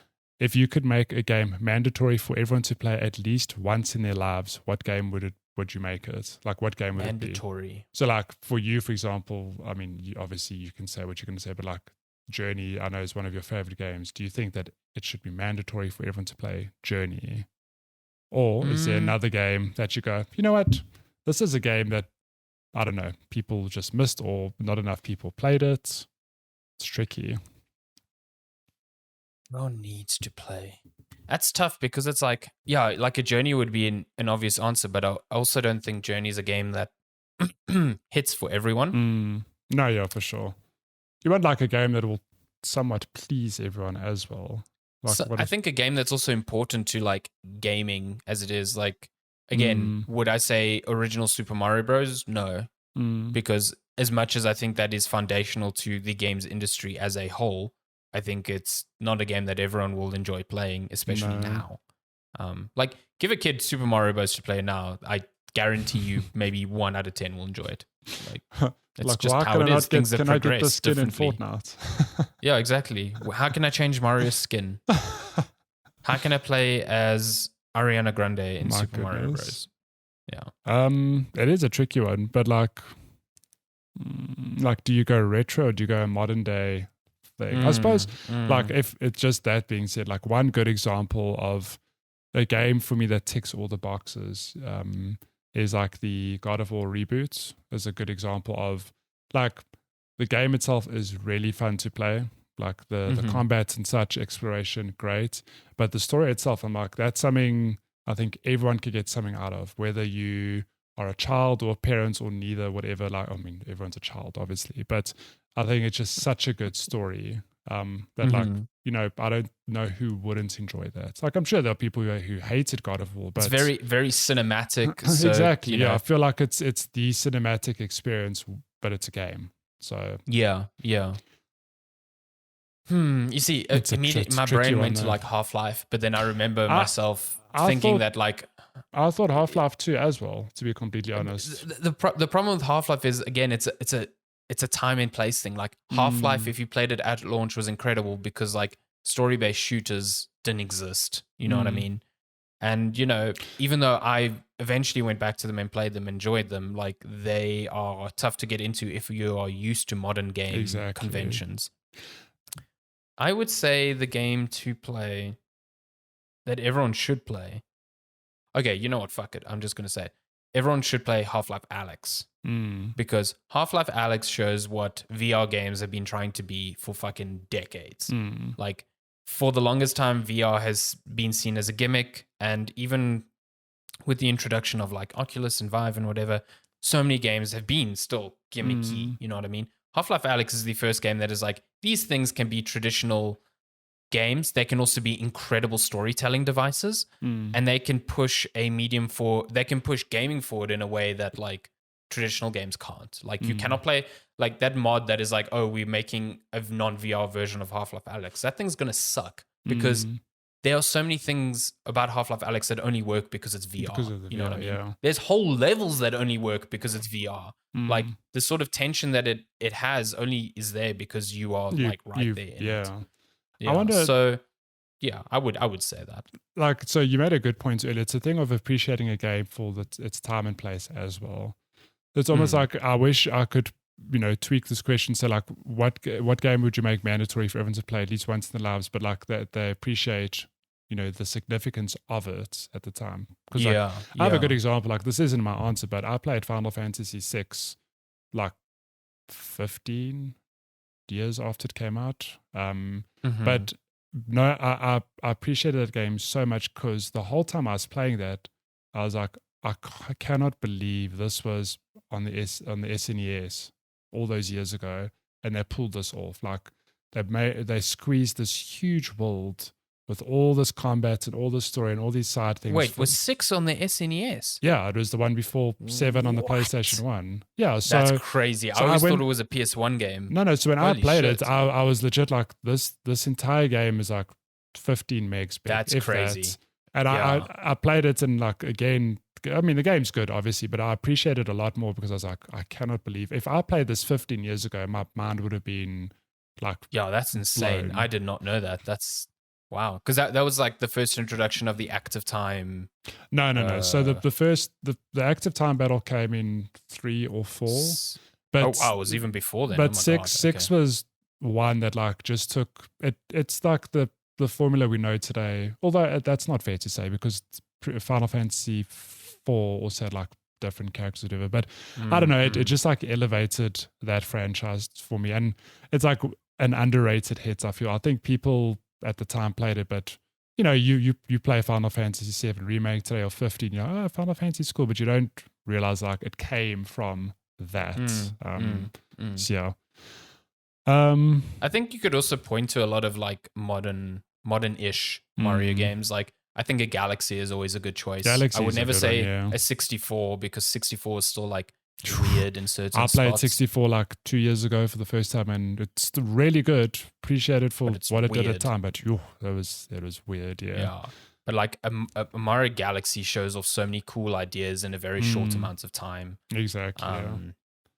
Like maybe an earlier Zelda, like an Ocarina of Time, like is still a seminal game, but I also think it's still weird enough that a lot of people won't get into it now. Even people who played Breath of the Wild, they're like, I'm interested in more Zelda. Like, they'll go to Ocarina and be like, what the fuck is this? I need to shoot an arrow into the sun to get a mission critical item? Like, how would I know that? Like, yeah. I mean, on that, like, my knee-jerk reaction is also like Elden Ring because it's the modern day thing. It's like the one game where I know so many people who both from and like anti-from fans who are just in love with this game. And like I looked it up this week, the game came out end of February. It's more than 2 months and people are still talking about it. It's the way it's kept up its sort of like interest in zeitgeist is, and I mean we've seen it firsthand. Like how many people in Discord, Kervin, Mick, who when Elden Ring came out and was being touted as this like, oh, this is the game for people who really didn't get into other From games should play. And even they were like, oof, don't know, it still doesn't look like the thing that I really don't like about these games has changed and whatever. And they are fucking so into love it. Yeah, it's crazy. And what's weird is that they are so into it. And then I've played 10 hours and I'm like, I like it, but I'm not seeing what I feel like other people are seeing yet. You know what I mean? So it's such a strange thing. It's so interesting. But again, 10 hours, early days. No. That's why I'm not. I'm almost certain I'm going to get to that point. Like, yeah, I'm not worried that way. Yeah. screw it. Oh my God, my cat is attacking my monitor because my cat loves the mouse when I move it on the monitor. But everyone should play Bloodborne, the end. Question 2. Yes. Okay, last question. Have you ever tried to make a s'more out of a chocolate marshmallow egg? I haven't. That's a very American thing, hey? Sounds like a good idea. Is that like roast it over a fire? So it's like a cracker, then chocolate, then marshmallow egg, or marshmallow, and then... Wait, did they say marshmallow egg? Yeah. Well, I guess then you can just put the marshmallow egg between 2 crackers because you don't need the individual chocolate and marshmallow slices. So, never done that. Put it between 2 crackers, put it in the microwave. Hey-oh. Oh, for fuck's sake, get out of here. I was waiting for you to say, just put the marshmallow egg in a bowl and then just drink it like a degenerate. Hey, don't speak about Darren like that because he microwaves his He does, but you see, having Darren in your corner should tell you that you're committing some sort of food crime. Or whatever. It's a thing of like... I can't even be mad at him because he supports me, so I have to support him too. Like, leave Darren alone, okay? This is the man that makes... Oh, no, I can't even get into his food crimes. I just can't. No. The man that calls custard sweet halloumi. You want that in your... Yeah, exactly. You want to be supporting that. Of course. He supports my white Easter egg problem. Jesus Christ, I can't. Well, the man who thought cheesecake was just cheddar slices, like baked in an oven. Yeah. Well, there we go. On that bombshell. That's episode on that bombshell. 184. Nearly 2 hours. It's been a while since we've done a little 2-hour special. Yeah, I feel bad because I know Lenska's meant to start like lessons now at 11, so I hope we haven't disturbed. The lesson was canned this week, so we're all good. Love it. I would have been a lot more like precious about stuff like we've got to get through. We've got to answer these questions quick. Yeah. Cool. But yeah, thank you for sending in all those questions. Some really good ones this week, as usual. Really, I thought we nailed it there. But if you want to send us questions, you can email us checkpointchatpodcast@gmail.com. You can also find us on all of our social media: Twitter, Facebook, TikTok, all the places. Pigeon Mail. Love it. And one last surprise for video viewers: sleeping cats behind me, cuddling because it's cold. Well, I've got one here tapping my monitor. Do you want to see? Yes, let's see. Good kitten content. Is that Toby? That's Toby. Sweet. Say hello to the world. You're being introduced to the world now. Whoa, we've got a new host for Cat Point Chat. Oh my God, now he's attacking my microphone. No. Your claws like the windshield. No. Oh my goodness. So audio listeners are getting a raw deal here. Yeah. Pull over the car, pull out your phone and go watch the end of this episode for good cat content. Yeah, just good cat content. 3 cats in the space of 20 seconds in this episode. So yeah, real good. Sweet. Cool.